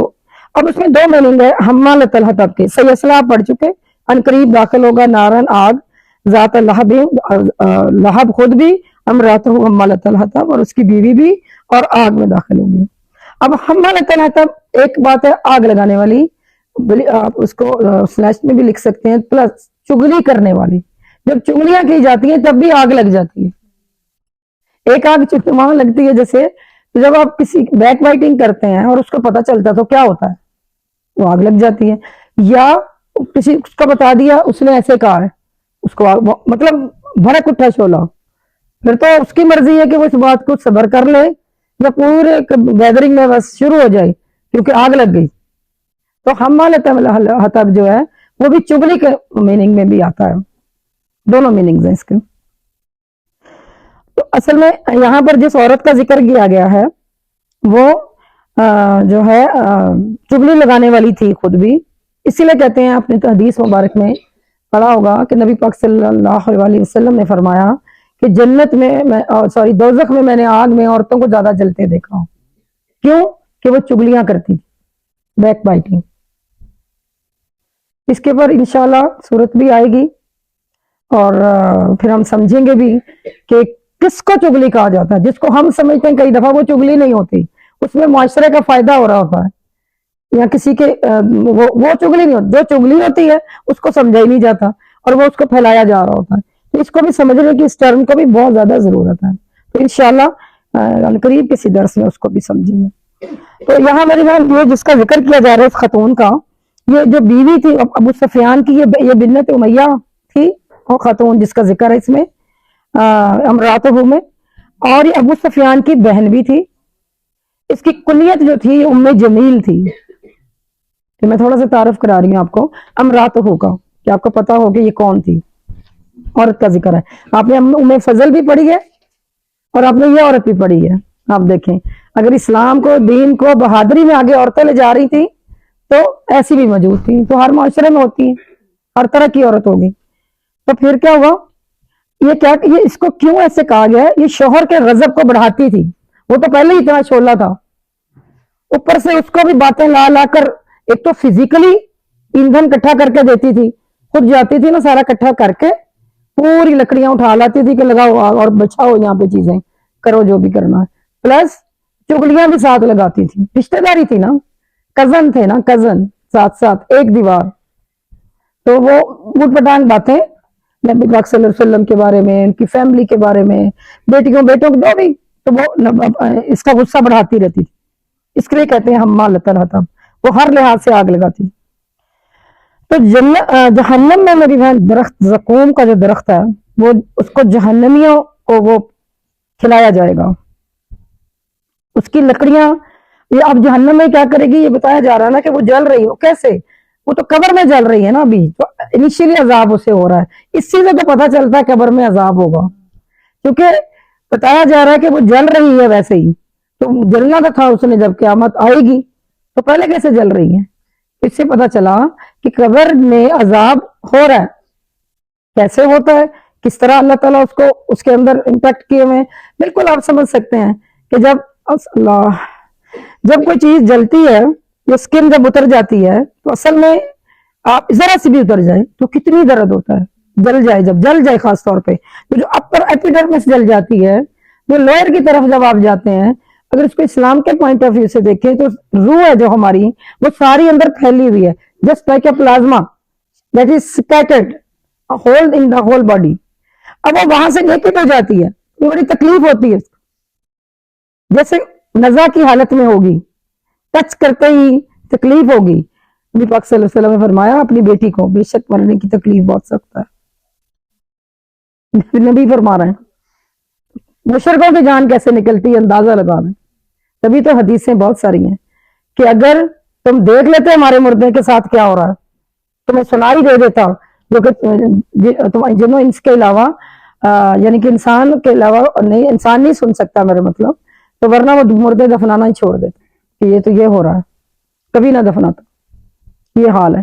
تو جب جلنے کا پڑا جائے، اتنا سا جو جلنا ہے اس میں اتنا سوراخ ہی ہوتا ہے، اتنا جیسے اچانک کوئی جل گیا، یہ نہیں کہ زیادہ نہیں، ذرا سا زیادہ لوگوں کو تو آپ تکلیف میں دیکھیں، جو کوئی کسی بھی وجہ سے آگ لگی، کچھ بھی ہوا، بیچارے جو آپ برن سینٹر دیکھیں ہاسپٹل میں جا کے کیا حال ہو رہا تھا۔ تو اللہ تعالیٰ نے بہت پیارا ایک پھل بنایا پپیتا کچا، کیونکہ ایمرجنسی میں کوئی میڈیسن اس کو کام نہیں کرتی، اتنی جلن اس کے جسم میں سارے ہوتی ہیں، آپ دیکھیں اسی کا یہ گدا سارا انہوں نے رکھا ہوتا ہے بوریوں کے ساتھ، وہ سارا اس کو ایسے ایسے ایسے اس کو لپیٹ دیتے ہیں اس میں، تاکہ اس کو ایک ہیٹ بھی ایز اینٹی بایوٹک بھی اس کا ٹریٹمنٹ کے طور میں، کوئی حل نہیں اس کا، اور اتنی بینڈیج پورا جسم جب جل جاتا، اللہ تعالیٰ معاف فرمائے، تھوڑا سا ویسی میں نے بات کی کہ یہ جلنے کی جو بات ہو رہی ہے یہاں پہ، یہ کوئی آسان بات نہیں ہے کہ سر سن لینا تو بڑا آسان ہے، کہ اگر آپ اس کی ڈیپتھ میں جا کے اس کو سمجھیں تو انسان کبھی نہیں سوچ سکتا کہ میرا کوئی فیشن اور میرا جو اس میں جو ایک مزہ یا ایک خوشی ملتی ہے وہ اس سے زیادہ ہے، سوال ہی پیدا نہیں ہوتا۔ اپنے مردے کو تکلیف میں دیکھ لے، یا جو دفنا رہا ہے خود تو زندہ ہے نا، تبھی دیکھے گا نا، تبھی بھی کبھی نہ کرے وہ یہ کہ یہ نہیں ہے، تو اسی لیے تو اللہ نے کہا عالم الغیب، وہ تو علم غیب ہے، میں نے غیب رکھا، اس کا علم صرف مجھے ہے، تو اس لیے یقین رکھو جو اللہ بتا رہا ہے۔ تو یہ اس خاتون ام جمیل کو اسی طرح وہ عذاب ہو رہا ہے، اسی سے عذاب کا قبر کی بات میں نے ڈیٹیل سے کر دی ہے کہ اس کے بارے میں کوئی غلط فہمی نہ ہو کہ میری برزخی زندگی کیسی ہوگی، اس کے بارے میں ہر بندے کو سوچ لینا چاہیے کہ میری زندگی ختم ہو رہی ہے، آگے بڑھ رہی ہے، ہر لمحے جو کلاک کی ٹک ٹک ٹک ہے نا، جب سے میں آئی ہوں اس سے بعد سے ہر بندے کی زندگی آگے بڑھ گئی ہے، ہم سب کٹھے ہوئے ہیں، تو وہ واپس نہیں جا سکتا۔ تو الحمدللہ آپ تو قرآن سن رہے ہیں اور فرشتے آپ کے گواہ ہیں، خود ریکارڈ ہو رہا ہے، تو یہ تو الحمدللہ۔ جب آپ کسی اور جگہ پہ ہوتے ہیں تو پھر سوچ لیں کہ میری ساری ریکارڈنگ اللہ کے پاس موجود ہے، وہ وہاں پہ بھی رکھی ہوئی ہے، تو پھر میں جواب دے پاؤں گی؟ میں تو سوچ بھی نہیں سکتی، اسی آپ لوگ یا میں بھی یہی کہہ رہی ہوں، آپ بھی، ہم سب بھی یعنی سوچ ہی نہیں سکتے، اسی لیے اللہ سے دعائیں کرتے ہیں اللہم حاسبنی حسابا یسیرا۔ اللہ ہمارا کوئی عمل ایسا نہیں کہ ہم تدریسی سے بچ سکیں. تو وہ یہ جو تھی اس کے میں ہم کچھ احادیث بھی دیکھیں گے کہ یہ کیا مطلب ہے اس کے ایکسپلینیشن میں. بہرحال آپ دیکھیں کہ یہ شوہر کے عذاب کے لیے اسی کی ڈیوٹی لگی ہوئی ہے وہاں پہ.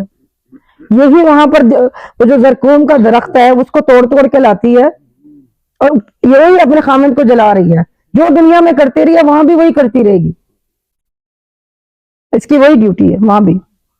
تو یہ خود اپنے شوہر کا عذاب بڑھا رہی ہے, جیسے کہ یہ حمالۃ الحطب کرتی تھی, اس کو سکھا سکھا کے نبی پاک کے اور خلاف کرتی تھی. اللہ الرحمن الرحیم.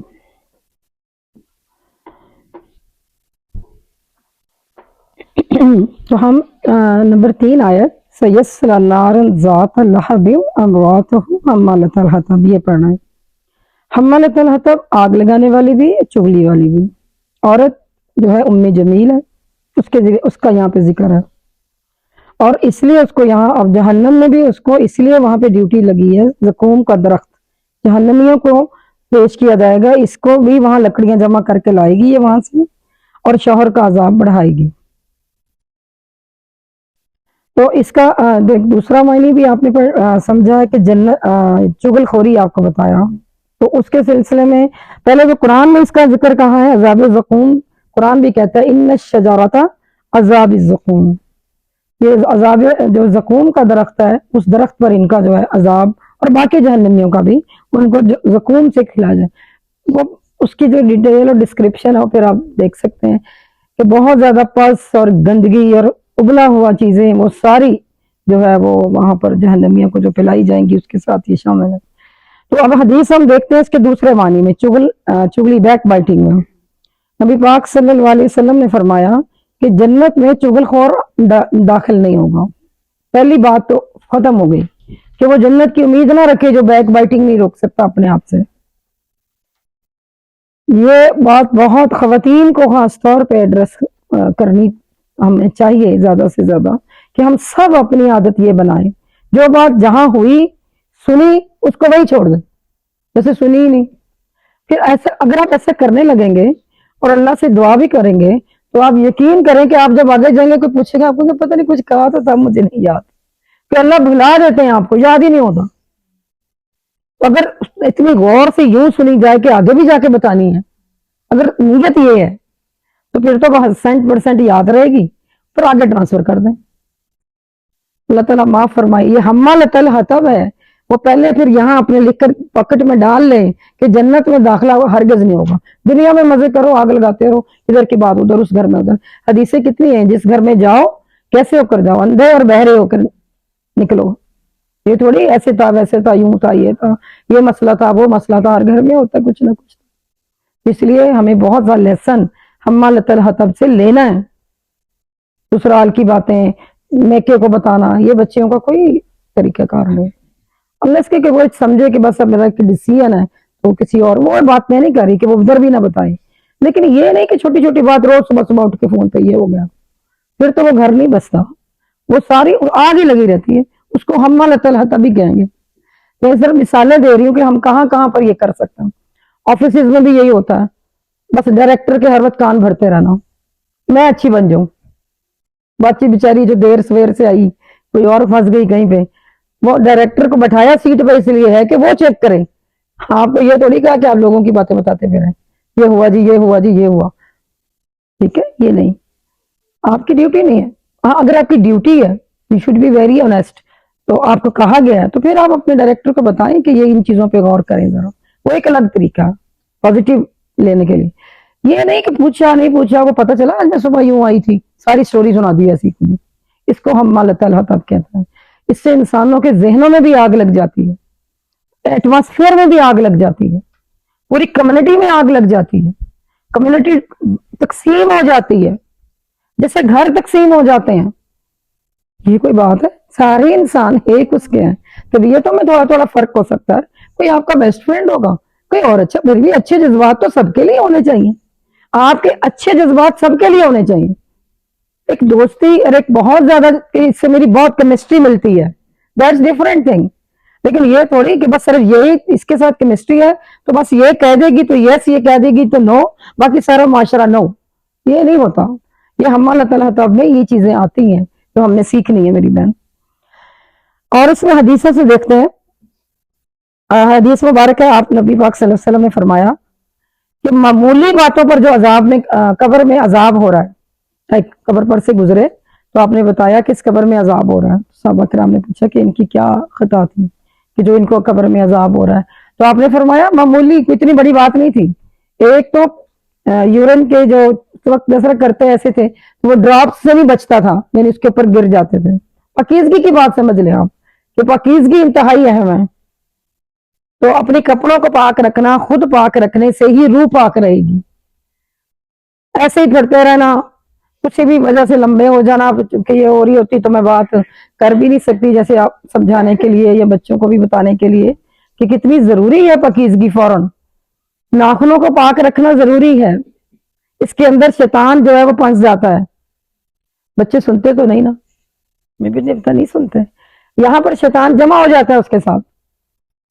کھانا کھائے گا وہ حصہ رکھے گا اپنے ساتھ، ہر چیز میں اس کا حصہ. آپ نے اس کو اپنے ساتھ بٹھا لیا، پھر وہ آپ کو صحیح کام کیسے کروائے گا؟ آپ نے ساتھ سے قرآن لکھنا ہے، کبھی بھی نہیں لکھنے دے گا یا کچھ اور نہیں کرنے دے گا، کیونکہ شیطان آپ کا دوست بنا ہوا ہے. یہ ماڈرنزم نہیں ہے، یہ گندگی ہے، یہ پاکیزگی نہیں ہے، یہ ناپاکی ہے. تو یہ اندر جا کے ہوتا ہے. جو بہت بندہ بیمار رہتا ہے، مفسرین فرماتے ہیں وہ اپنے پاؤں کے ناخن چیک کرے، خاص طور پر جو بڑے پاؤں کا، بڑے تھم کا جس کو تھم کہتا ہے نا، اس کا وہ اکثر لوگوں کا اتنا بڑا ہوتا ہے ان کو پتہ ہی نہیں ہوتا. ساری بیماری اس میں چھپی ہوتی. آپ وہ کاٹ دیں اچھی طرح سے، آپ آدھی سے زیادہ بیماریاں خود ہی ختم ہو جائیں. یہ اس میں حکمت ہے. تو ہم نے چونکہ پاکیزگی کے اوپر بہت دین، اسلام جو ہے آپ پاکیزگی، صفائی جو ہے وہ نصف ایمان رکھی ہے. تو اب یہ تو میں فزیکلی بات بتا رہی ہوں، گھروں کی صفائی، باقی چیزوں کی صفائی، اپنی صفائی سب کو پتا ہے کہ کتنی ضروری ہے. کب آپ نے اپنی ساری چیزوں کو کلین کرنا ہے. اگر کسی کو کوئی کوشچن ہوگا تو دیکھ لیں گے، چونکہ یہ ہمارا ریکارڈنگ میں. تو یہ اس چیز کو آپ نے خود دیکھنا ہے کہ کتنا ضروری ہے. اور اس کے بعد روح کی پاکیزگی، تزکیہ نفس، بیک بائٹنگ، جھوٹ بولنا، زبان کے جتنے بھی گناہ ہیں سارے روح کو چھلنی کر دیتے ہیں.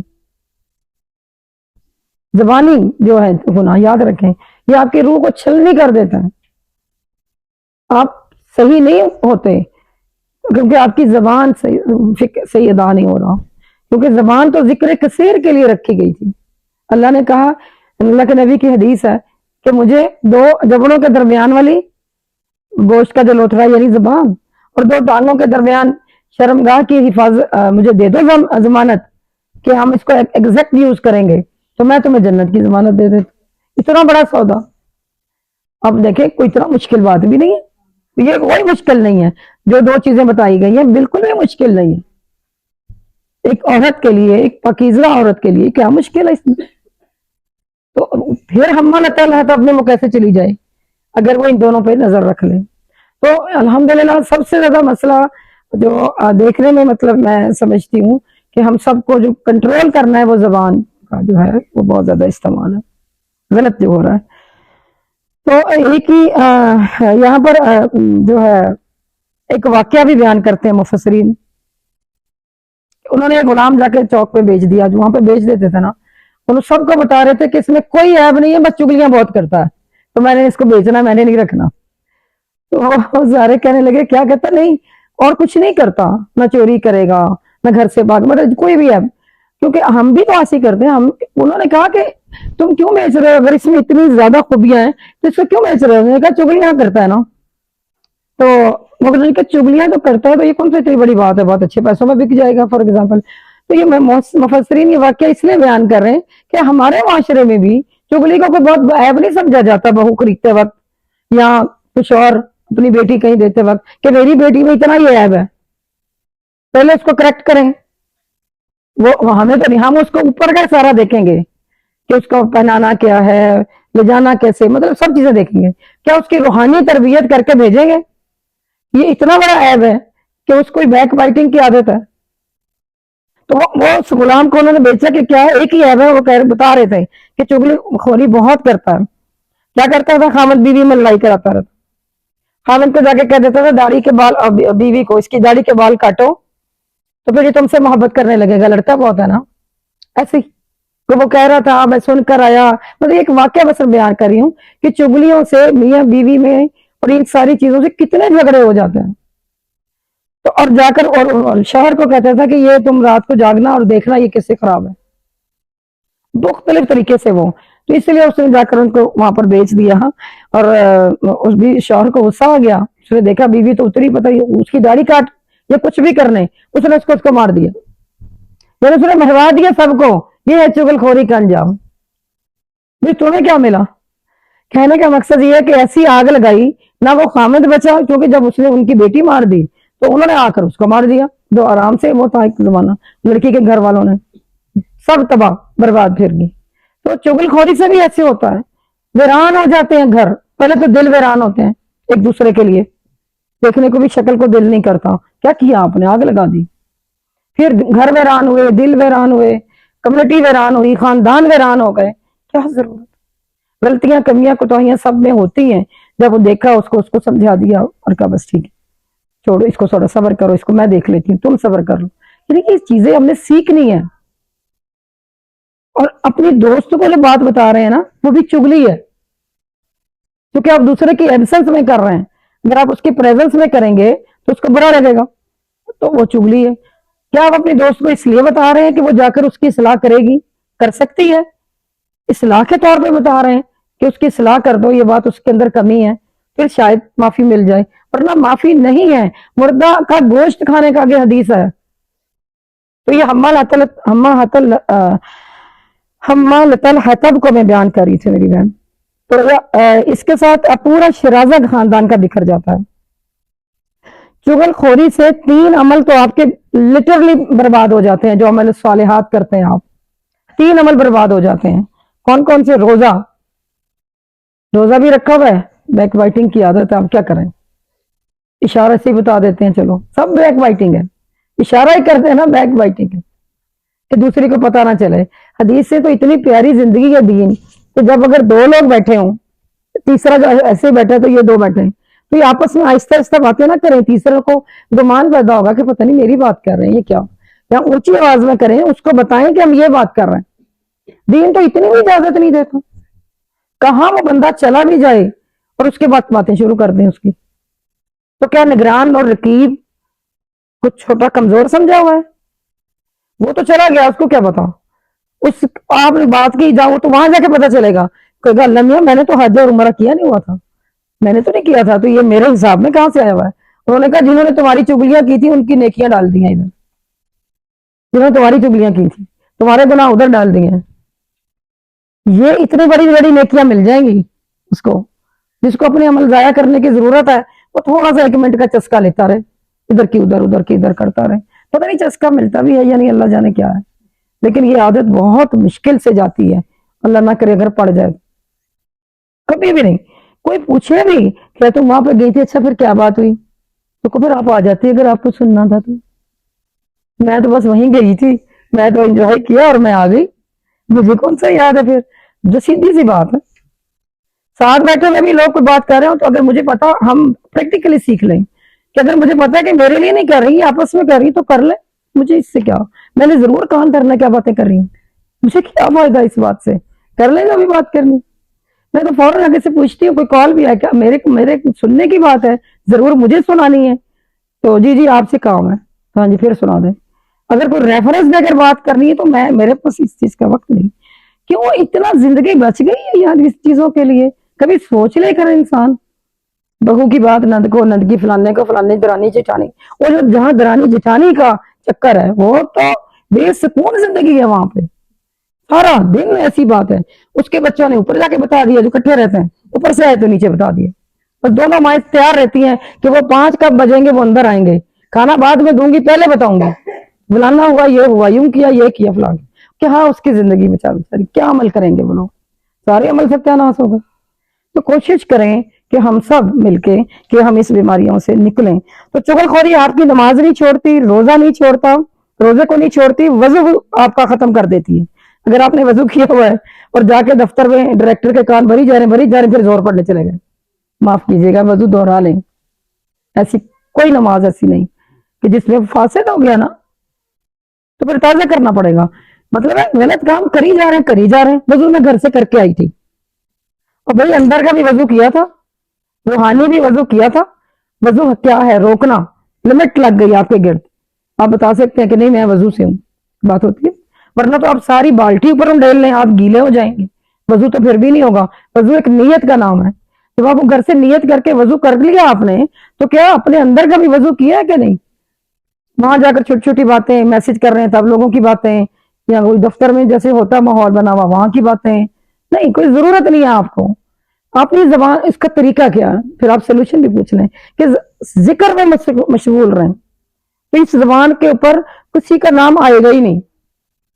عادت ہی اتنی ہو جائے گی, کچھ نہیں تو سبحان اللہ سبحان اللہ سبحان اللہ. حدیث سے ثابت ہے, ایک سبحان اللہ کسی جنتی کا زیادہ آ گیا تو نیچے والا جنتی کہے گا یہ اتنی خوشبو پھیل گئی ہے, کس چیز کی ہے؟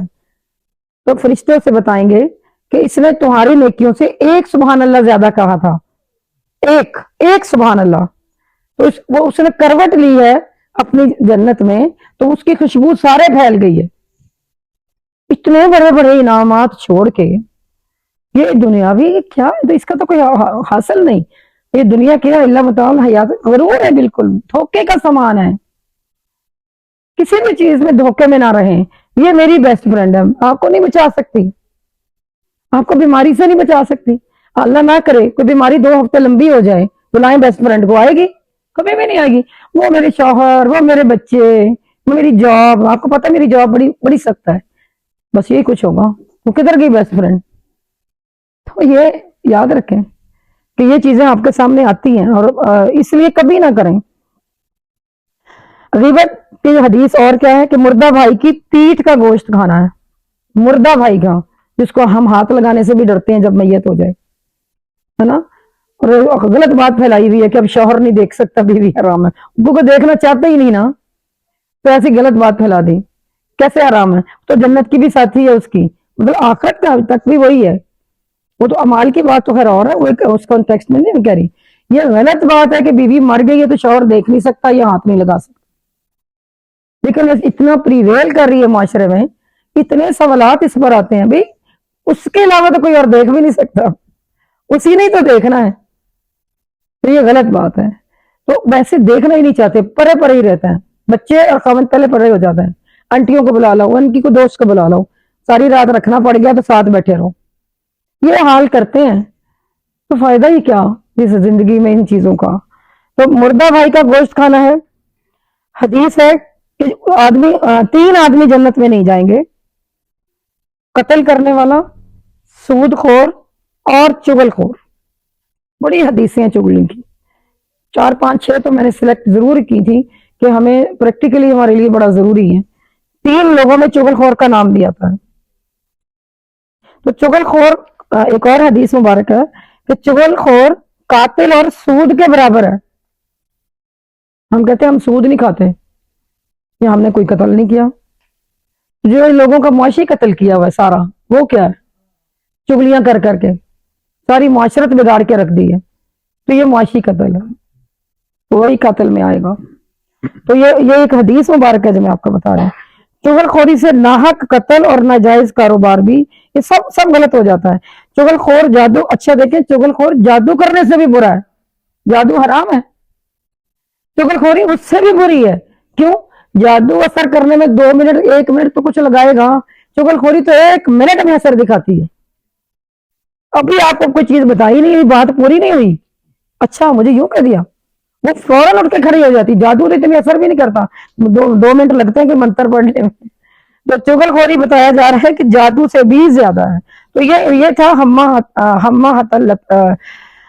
میں تیسری آیت دوبارہ سے پڑھتی ہوں. سیصلی نارا ذات لہب وامرأتہ حمالۃ الحطب.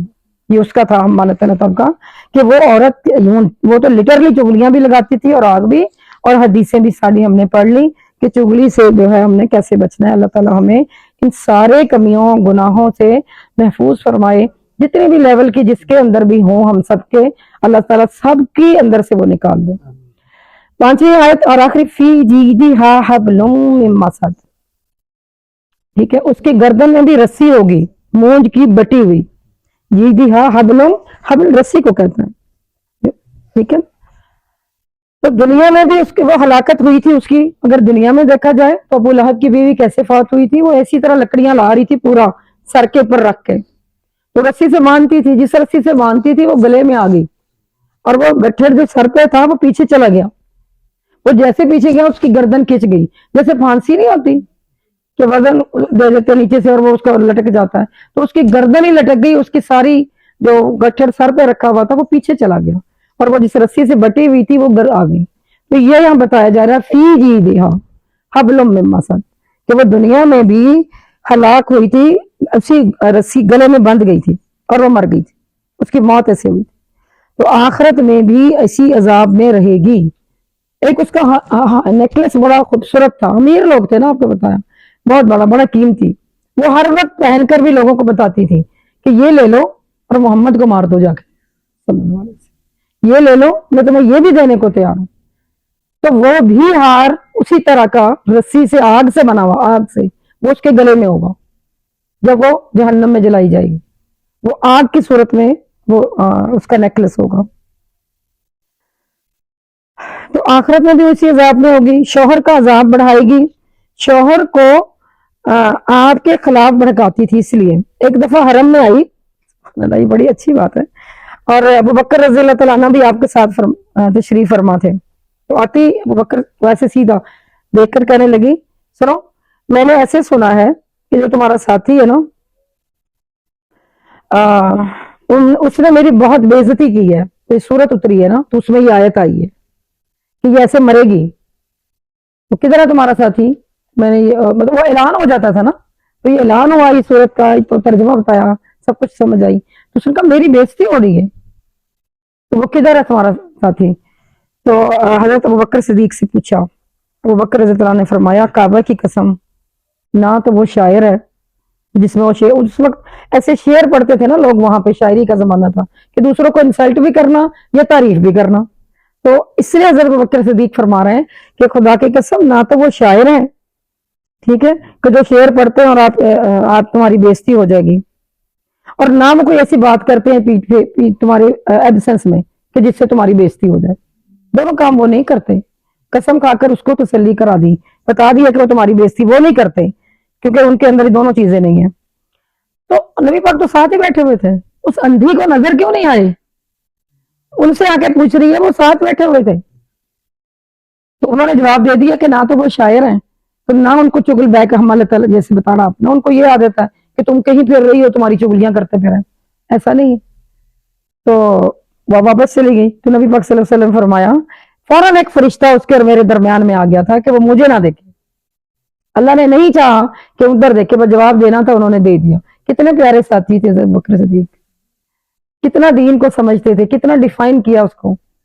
اور وہ واپس بھی چلی گئی, یہ نہیں کہا یہ بیٹھے ہوئے, خود ہی پوچھ لو, مجھے نہیں پتا, ان کی بات کر رہی ہو نا, یہ بےعزتی کر رہے ہیں تو یہ بیٹھے ہوئے, ایسا نہیں کہا.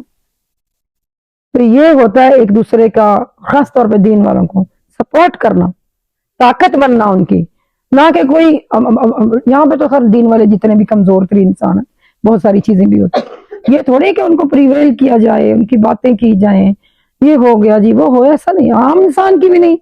تو مطلب جو دین کے ساتھ چل رہے لوگ, ان کی تو بالکل بھی نہیں, کسی صورت قابل معافی نہیں ہوتی, پکڑ آ جاتی ہے. جیسے اللہ کے نبی نے بتایا کہ جو دین کے معاملے میں یہ کام کر رہے ہوتے ہیں, ان کے ساتھ کرتا ہے کوئی, اس کے لیے بڑی سخت وعید ہے. یہ تو عام چغل خوری بتائی جا رہی تھی, ہم مالت رہے تو عام انسانوں کی, جو میں نے آپ کو خاندانوں سے مثالیں دی ہیں, دین کے بارے میں نہیں.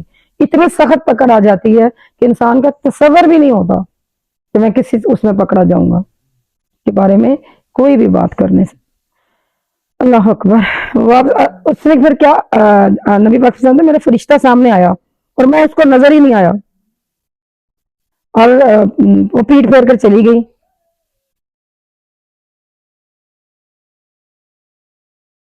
اللہ اکبر۔ نبی پاک صلی اللہ علیہ وسلم نے فرمایا ابو بکر صدیق سے، فکر نہ کرو، یہ بدترین دشمن تھی نہیں تھی، قیامت والے دن یہ بھی چلتی رہے گی، آگ بھی بھڑکاتی رہے گی اور یوں ہی چلتی رہے گی اور یہی کہتی رہے گی ہم دین کے دشمن ہیں، یعنی ساری سچ اس کی ساری باتیں وہاں چلی جائیں گی اور وہ یوں ہی پاگلوں کی طرح جیسے ہے نا جہنم میں پھر رہی ہوگی اور کہے گی ہمیں نہیں دین ماننا، ہمیں نہیں دین چاہیے، یعنی ایک اس کو میں تو سمجھتی ہوں اس کے اندر وہ چیز انسٹال جیسے ہو گئی ہے، ایسی کر کے اس کو کر دیا جائے گا اور اس کو جلتی رہے گی اور یہ باتیں زبان سے بیان کرتی رہے گی۔ تو لیسنز ہمیں یہاں سے کیا ملتے ہیں؟ آپ کی شان میں گستاخی، پہلی بات میں نے پہلے بتا دیا کہ نبی پاک صلی اللہ علیہ وسلم کی شان میں گستاخی کرنے والا جس کی صورت قلم میں بھی 9 وعیدیں آئی ہیں، تو یہ آپ کی سب سے بڑی بات جو آپ نے یہاں سیکھی کہ آپ کی شان میں گستاخی کیا انجام صورت اتر آئی اس کے لیے اور کس طرح وہ جلے گی، سب چیزیں بتا دی گئی۔ آپ کی قدر و منزلت کی اہمیت، قرآن کی آیت اطیعوا اللہ و اطیعوا الرسول کی اہمیت کہ نبی پاک نے کیا فرمایا اس کے سامنے، اور نبی پاک صلی اللہ علیہ وسلم کیا ذکر، حدیث مبارک یا جو بھی کہا دیا جائے، جب وہ کوئی بتا دے تو بات ختم، نہیں پھر میں کیسے کروں نا، میرے لیے مشکل، یہ اس کا انکار کرنا ہے، چاہے آپ کے دل میں یہ بات نہیں ہے کہ اچھا نہیں میں نہیں کرتی، نہیں، آپ نے خاموشی اور ادب کے ساتھ سننا ہے۔ اور جو لوگ ایمان نہیں لاتے اور بے حد دشمنی کرتے ہیں آپ کی بھی اور اسلام کی بھی، اللہ نے ان پر لعنت بھیجی ہے، جو کہ دین کی دشمنی کر رہے ہوتے ہیں، یہ لیسن بھی ہے یہاں پہ، اور ان کو اینڈ تک ہدایت ہی نصیب نہیں ہوتی، جو کہ دین کے خلاف بات کرتے ہیں، جو کہ دین پر نہیں چلتے۔ آپ کہتے ہیں نا دعا کریں میں بھی ہدایت پر آ جاؤں، تو پھر آپ نیکی والی کرنے والے ان کے لیے دعا کیا کریں، آپ اللہ تعالیٰ آپ کو ہدایت دے دے گا، نیکی دے دے گا، ساری توفیق دے دے گا۔ اگر آپ ان کو ہٹ لسٹ پہ رکھتے ہیں، مطلب اچھا وہ درس میں ادھر جاؤں، ادھر تو یہ بھی ہوتا ہے، اچھا وہ مسئلہ یہ، لیکن ایک تو پازیٹیو بات ہوتی ہے کنوے کرنا، وہ تو فیڈ وہ بات نہیں میں کہہ رہی، صرف جانا خود نہیں تھا، ایسے بس باتیں کہ جا رہے ہیں، تو یہ تو دین کی خیر خواہی نہیں، یہ ضرور بندہ سے بات کرنا سوچ لے کہ اس میں دین کی خیر خواہی ہے، چلو بتانے والا جیسا بھی ہے اسی طرح گزارا کر لیں۔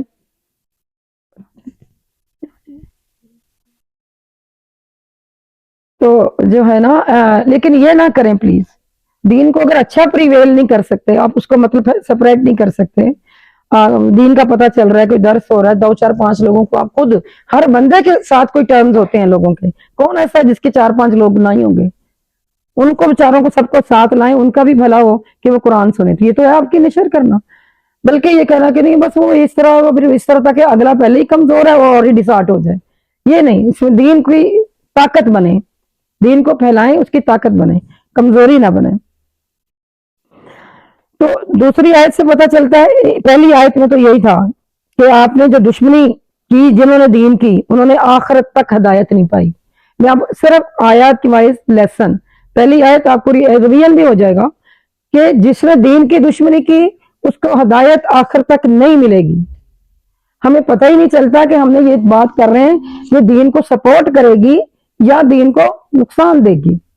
دیکھیں دین پھیلانے والے بہت کمزور لوگ ہیں آج کل، لیکن اللہ کے چنے ہوئے بندے، تو ان کی سپورٹ بنے، ان کی کمزوریوں کمیوں کوتاہیوں کو نظر نہ رکھیں، جو اچھی باتیں ان سے لے کر ان کی طاقت بنے اور دین کو پھیلائیں، تو پھر تو آپ دین کو پھیلانے والے ہوئے نا، جتنی ہماری توفیق ہے جو ہماری ہمت ہے۔ تو دوسری آیت سے پتہ چلتا ہے کہ جتنا مرضی مال جمع کر لیں، ٹھیک ہے، اگر اللہ کو ناراض کر کے کیا، غفلت میں رہ کر کیا، تو آنکھ بند ہوتے ہی دوسری دنیا کھل جائے گی۔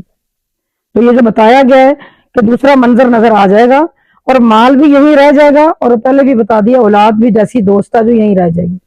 تو اگر یہ سارا کچھ اللہ کی ناراضگی کر کر کے بچوں کو بڑا کیا ہے، مطلب نمازیں بھی چھوڑی ہوئی ہیں، کلاسز بھی چھوڑی ہوئی ہیں، قرآن بھی چھوڑا ہوا ہے، عمر و حج بھی چھوڑے ہوئے ہیں، سارا کچھ، کیونکہ میرے بچے پھر اس کے بھی بچے، اگر یہی کچھ ہی ہوتا رہا ہے تو پھر تو آپ آنکھ بند ہوتے ہی میری بہن دوسری دنیا نظر آ جائے گی۔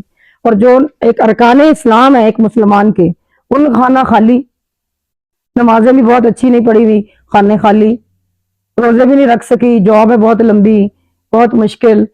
اور جس طرح ایک روزے کی ایک پروٹوکول ہے وہ بھی نہیں رکھ بھی لیا ہے تو کوئی پروٹوکول نہیں, فیشن ہی ہے. اس نے کچھ نہیں دیا ہمیں, وہ بھی نہیں, پورے پردہ اور پوری سب چیزوں کے ساتھ نہیں. اسی طرح زکوٰۃ ہے, اسی طرح سب چیزیں ہیں. اس طرح اللہ نہ کرے حج ہی غائب ہے, عمرہ تو کر رہے تھے, وہ تو فرض نہیں ہے, لیکن شکر الحمدللہ, میں یہ نہیں کہہ رہی, لیکن حج اصغر تو آپ نے مرضی سے کیا ہے, آپ کی مرضی ہے. اللہ نے کیا فرض کیا؟ حج اکبر, وہ ایک دفعہ ہے, آپ کی ایک دفعہ کرنا ہے, تو اس کی فرضیت کو سمجھ لیں خود ہی. وہ 3 صورتوں میں اب آپ کو معافی مل سکتی ہے. اللہ نہ کرے جب کوئی دنیا سے رخصت ہو جائے اور وہ نہ کر پائے, کہ وہ اتنا بیمار تھا کہ وہ چل نہیں پایا, اتنا زیادہ بیمار, تو اس کے لیے رخصت ہے. کوئی ایسی خاتون جس کے ساتھ کوئی محرم ہے ہی نہیں اور وہ پہلے چلے گی, اب تو سعودی آن نے فتویٰ دے دیا کہ 50 سال کے بعد آ جائیں, تو اس لیے اب وہ بھی بات ختم ہو گئی ہے, کیونکہ جو موجودہ فتویٰ ہوگا وہی وہ چلے گا. تو وہ چیز بھی ہے. تو زیادہ راہ نہ ہو آپ کے پاس, آپ افورڈ ہی نہیں کرتے. افورڈ تو ہم ایسے کرتے ہیں کہ ہمارے گھر آ کے دیکھو کیا شان ہے, بس پتا کہ پوچھے حج کر لیا, اس کی فرصت نہیں. جو وہاں جاتے ہیں وہ جو ان سے پوچھیں کہ جب وہ طواف کرتے ہیں, اور خاص طور پہ حج پہ, کیونکہ عمرے میں تو اپنی مرضی سے جاتے ہیں, موسم آپ کی مرضی کا, لوگ آپ کی مرضی کے, ہوٹلز آپ کی مرضی کے. حج میں بھی چیزیں نہیں ملتی آپ کو, اتنا رش ہوتا ہے, تو بات ہی نہیں سنتے کوئی بھی کہ آپ کو اتنا پروٹوکول سے حج مل جائے. وہاں پہ ہونا نہیں چاہیے. ثابت کیا ہے؟ حاجی کون سا اللہ کو پسند ہے؟ جو میل کچیل اور میلے کپڑوں سے ہٹاؤ. ہم کہتے ہیں ہم بڑے ہائی فائی ہوٹل میں رہے ہیں, پتہ ہے آپ کو, پتہ نہیں وہ ٹاور والے بھی ہوٹل مشہور ہو گئے ہیں وہاں پہ, یہ بھی جو امریکہ سے جاتے ہیں اور کینیڈا سے بھی, وہ تو ٹاور والے ہوٹلوں میں ہی رہتے ہیں, وہیں پہ رہنا ہے. وہ ایک نشانی بن گئی ہے, سمبل ہے وہ کس چیز کا, اسٹیٹس کا. حاجی کون سا اللہ کو پسند ہے؟ جو میلا کچیلا, بال اس کے اٹے ہوئے, وہ ہے مجنون, جس کو کوئی پتا نہیں. وہاں ایسا کوئی چیز نہیں. اپنے حج کو جانے کے پہلے تمام فرضیت اس کی سمجھیں کہ اللہ کو کیسا پسند. یہ بھی نہیں کہ آپ وہاں افورڈ کرتے ہیں تو آپ جائیں, نہیں. دل میں کیا بات ہے, اصل بات ہے دل میں. آپ اس ہوٹل میں رہ سکتے, منع نہیں ہے, لیکن اگر آپ کے دل میں ہے کہ نہیں بھائی ہم جا رہے ہیں تو ہم تو اسی میں جائیں گے, چلو سارا سرچ کرو پہلے 5 اسٹار کے, اس کی وہ ساری ریڈنگ چیک کرو, فلانا کرو. اس سے تو بہتر ہے پاکستان سے جا کر گورنمنٹ کے ساتھ جائیں, بہترین انتظامات.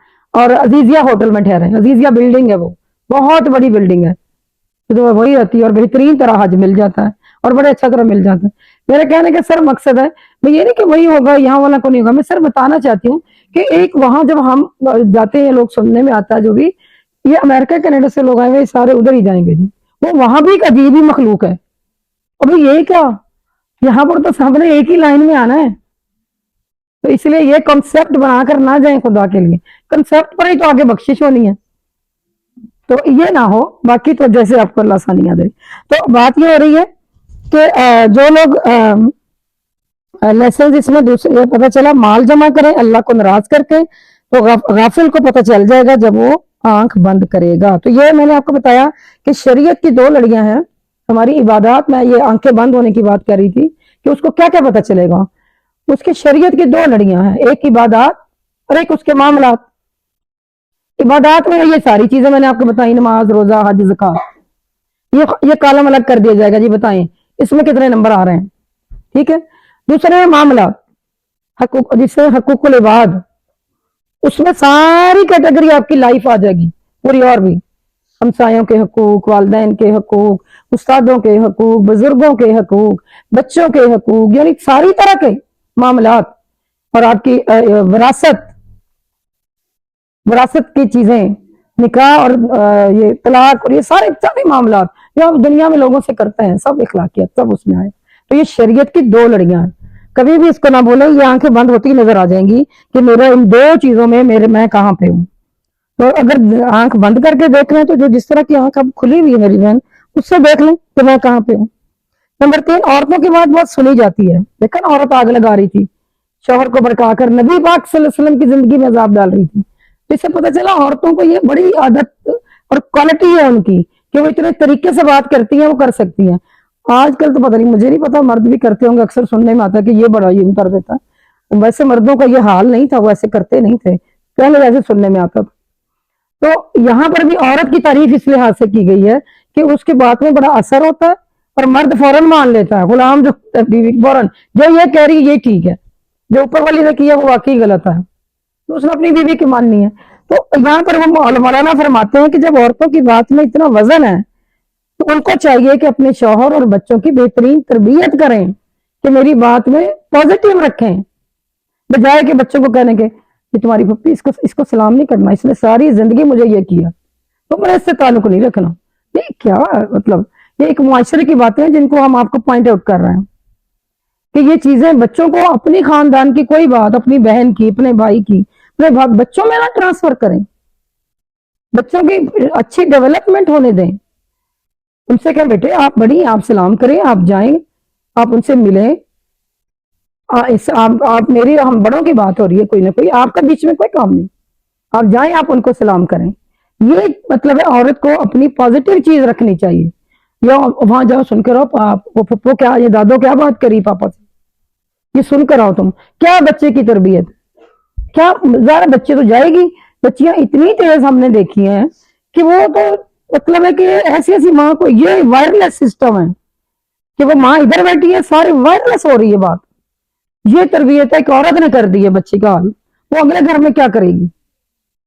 کیا ضرورت ہے؟ بچوں کی معصومیت رہنے دیں، ان کو بتائیں کہ نہیں پھپھو ہے، دادو ہے، یہ تو پاپا کی ماما ہے، آپ کو سب سے پہلے اٹھ کے سلام کرنا ہے، سونے سے پہلے آپ نے ان کو دبانا ہے، آپ اس کی یہ تربیت کریں۔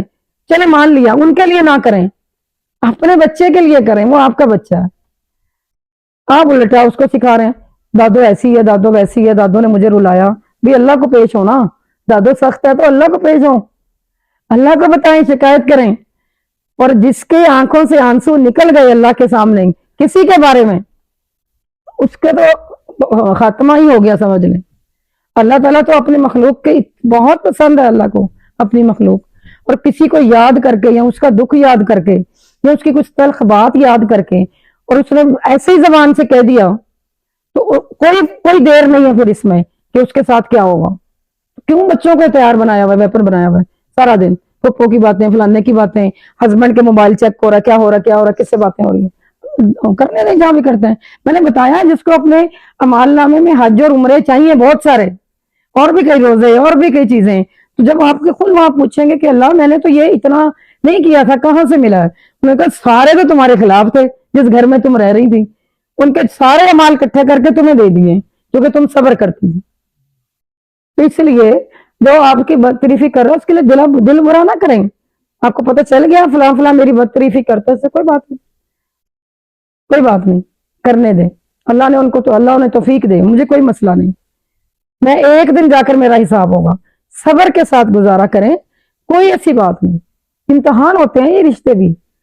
وہ بندہ زیادہ اللہ کو محبوب ہے کہ جو لوگوں سے جڑ کے رہے، اس میں تکلیف ہوگی اور وہ تکلیف برداشت کرے، بجائے یہ حدیث بتا رہی ہوں، بجائے اس بندے سے جو کہ میں نے تو وہاں نہیں جانا بھائی، وہ تو یہ نہ میں نے ان کے فنکشن پہ جانا ہے، نہ ان کی میت پہ جانا ہے، میں نے نہیں جانا وہاں، اچھا وہ بھی آ رہی ہے، اچھا وہ بھی، میں تو بتو، اس کا مطلب ہے کہ ظاہر ہے کہیں تکلیف دہ لوگ ہوتے ہیں، ایسا ماحول ہوتا ہے، سارے تو آپ کے ایڈجسٹمنٹ والے نہیں ہوتے ہر جگہ، تو جو گھر میں وقت کے بیٹھ جانے والا ہے وہ مسلمان اللہ کو پسند نہیں۔ حدیث یہ ہے کہ آپ جائیں، لوگوں کی اذیت برداشت کر لیں، تو آپ زیادہ ابلی اور اچھے مومن ہیں دوسرے کی نسبت۔ اس لیے میں نے عورتوں کی بات بہت سنی جاتی ہے، مولانا فرماتے ہیں تو ان کو چاہیے بچوں کی بہترین تربیت کریں، اور ان کی باتیں خامد پر بھی اثر انداز ہوتی ہیں۔ اس لیے حضرت آسیہ کو سبحان اللہ، اللہ تعالیٰ نے کہا کہ حضرت آسیہ کا گھر جنت میں ہے اور وہ میرے پاس ہے۔ کون تھی حضرت آسیہ؟ فرعون کی بیوی ہے، جی فرعون فرعون کی بیوی آسیہ، ماشاء اللہ، دیکھ لیں، جزاک اللہ خیر کثیرہ۔ تو اللہ کے پاس گھر مل گیا، دنیا میں کہتے ہیں میری قسمت میں یہی لکھا تھا، اور بھائی اسی کا عوض تو وہاں ملا ہے، اسی کے عوض ملا ہے، تو اس لیے ایسے شوہر کو بھی برداشت کر لینے میں اللہ کے پاس جنت میں گھر ملے گا۔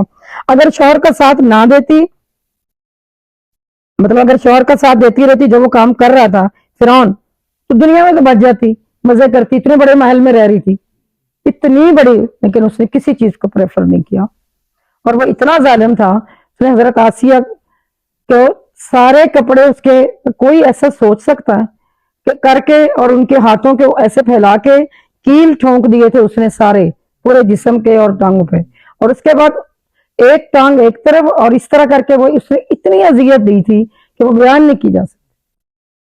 تو کیا اللہ نے ان کو صبر کا کتنا اجر دیا. ایسے بھی شوہر تھے، آج کل تو ایسے نہیں ہیں. اس لیے چھوٹی موٹی باتیں ہوتی رہیں تو اس کو درگزر کریں. تو آج کے علماء فرماتے ہیں عورت کہتی وہ ایسے کہتے ہیں تو میں کیسے بچ جاؤں گی. نہیں، تو مسئلے میں مولانا نے یہ مشورہ جو سمجھ لیں یا تجویز جو ہے کہ اگر شوہر کا حکم اللہ سے ٹکراتا ہے تو اللہ کا حکم مانا جائے گا، شوہر کا نہیں. مولانا یہ اس میں عمل کی بات لکھوا دی ہے کہ اگر اللہ کے حکم سے ٹکرائے تو پھر اللہ کا حکم مانا جائے گا، شوہر اللہ سے بڑا نہیں ہے. نعوذ باللہ. اور آگے اس کی تفسیر میں بتاتے ہیں کہ ہر انسان کو اللہ نے عقل دی ہے، ہر انسان کو. تو ہر مرد عورت خود عمل کرے، دوسروں کی بات میں نہ آئے. سب کو دماغ دیا ہے، کل بھی ہم پڑھ رہے تھے. تو یہ نہ سوچے کہ میرے خامد نے کہہ دیا وہاں جانا ہے تو اب جانا پڑے گا نا، اب میں کیا کروں. خود سوچے کہ یہ میرے ساتھ کیا ہوگا. تو جہنم میں آگ کی رسی ہوگی، یہ تو پہلے آپ کو بتا دیا. وہ عورت جو کرتی ہے، اور وہ ہار کے بعد بھی میں نے بتا دی ہے، مولانا نے یہاں پر دوبارہ بتائی ہے کہ وہ عورت جو ہے اپنے ساتھ اسی طرح وہ جلتی رہے گی، اور وہ ہار اور وہ رسی جہنم کا توق بن جائے گا اس کے لیے. جہنم کا توق وہ عورت کا. اور اس کی لمبائی چوڑائی بتائی جا رہی ہے کہ اس کی لمبائی 70 ہاتھ ہے، جو جہنم کی زنجیر اس کے گلے میں ہے. اور ایک کڑی اس کی زنجیر کی صورت میں ہے نا، تو جو اس کی ایک کڑی ہے وہ 70 گز کی ہے. اندازہ لگائیں، جو اس کے گلے میں زنجیر ہے، وہ جو ہم اللہ تعالیٰ پتا کرتی تھی، وہ جو اس کے اندر اس کی ایک زنجیر 70 گز کی ہے. 70 گز بہت زیادہ، ایک اور پتہ نہیں کتنی بڑی زنجیر ہے وہ. کیا ایک حیوج، مطلب انسان کے تصور میں بھی نہیں آ سکتی چیز. یہ کچھ اس کو سزا مل رہی ہے، آپ دیکھیں. تو جہنم کی سزائیں میری بہن بتایا جا رہا ہے کہ دنیا کے عملوں سے مماثلت رکھتی ہیں. جہاں سے ہم سوچتے ہیں گلا نظر آ جائے، پیچھے سے نظر آ جائے، سی تھرو کپڑے، تنگ پجامے، نیک ڈاؤن، یہ ساری جتنی بھی سزائیں عورتوں کی بتا رہی ہوں، جو عورتوں کی کمزوریاں ہیں، جو غفلتیں ہیں، ایسے ہی سزائیں وہاں پر ہیں. وہیں سے پکڑ کر جلایا جائے گا. جو چیز چھپانی ہے وہ نہیں چھپاتے. اس اللہ کے نبی نے فرمایا میں نے عورتوں کو انہی جگہوں سے پکڑ کر لٹکتے دیکھا ہے جہنم کی آگ میں. یہ حدیث ہے. اب جو اسی لیے تو کہتے ہیں اوڑھنی ایک اور اوپر اوڑھنی ہے، جو گھر کا پہنا ہوا ہے اس کے علاوہ بھی. ابھی آپ نے سورۃ احزاب میں پڑھا ہے کہ ایک اوڑھنی اوپر بھی آئے گی، ورنہ ادھر سے ہی پکڑ کے ایکسپلین کر دیتے ہیں حدیث کو کہ وہ دوزخ کی جو آگ کا کنواں ہے اس سے لٹکائی ہوئی ہوں گی. یہ نہیں کہ گردن سے لٹکی، گردن سے تو وہ لٹکی ہے نا اس نے جو کیا. اب اندازہ کریں، آپ سوچیں کتنی نازک اور کیا حال آج کل ہم بنے ہوئے ہیں نا، جب وہاں سے پکڑ کے لٹکا دیا جائے گا. عورت کو بھی ایسے ہی ہے. ہم یہاں سمجھتے ہیں نا عورت کو ذرا معافی مل جائے گی، وہاں نہیں ہے. ادھر سے فرشتے پکڑ کر اس کے منہ کو ایسے پھاڑ دیں گے. یہ ادھر کی کوئی سزا کا آپ کو تصور بھی نہیں ہو سکتا. اس لیے جو جتنی بھی ہمیں یہاں پر بتائی گئی ہیں، مطلب ہے کہ عمل کی باتیں، وہ ساری ہمیں نوٹ ڈاؤن میری بہن کر لینی چاہیے. یہ اللہ کا اذن ہے کہ یہ آپ تک پہنچی ہیں سب تک. اگر ابھی بھی ہم سوچیں گے اچھا بعد میں تو پھر نہیں. تو اور اس سے یتیم کا مال ہے جیسے آخرت میں، تو اس کے پیٹ میں انگارے بھرے جائیں گے. تو میری بہن اللہ سے صلح کر لیں. یہ صورت ختم ہو گئی ہے، یہ ایک میسج آخری. سب لوگ آج اللہ سے صلح کر کے جائیں.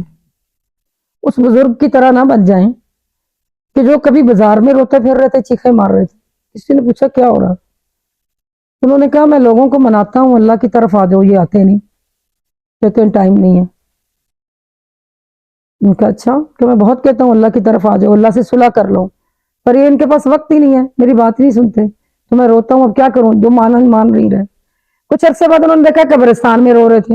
ان کا آپ تو وہی ہیں جو شہر میں روتے تھے، آج آپ قبرستان میں رو رہے ہیں زور زور سے. انہوں نے کہا وہی لوگ یہاں آ گئے ہیں، میں ان کے پیچھے یہاں آیا ہوں، اس لیے رو رہا ہوں کہ اب یہ مانتے ہیں، اب رب نہیں مانتا، اب میں ان کو کیسے بچاؤں. تو بہتر یہی ہے کہ اللہ سے صلح کر لیں. میرا بھی یہی میسج کہ اللہ سے آج صلح کر لیں.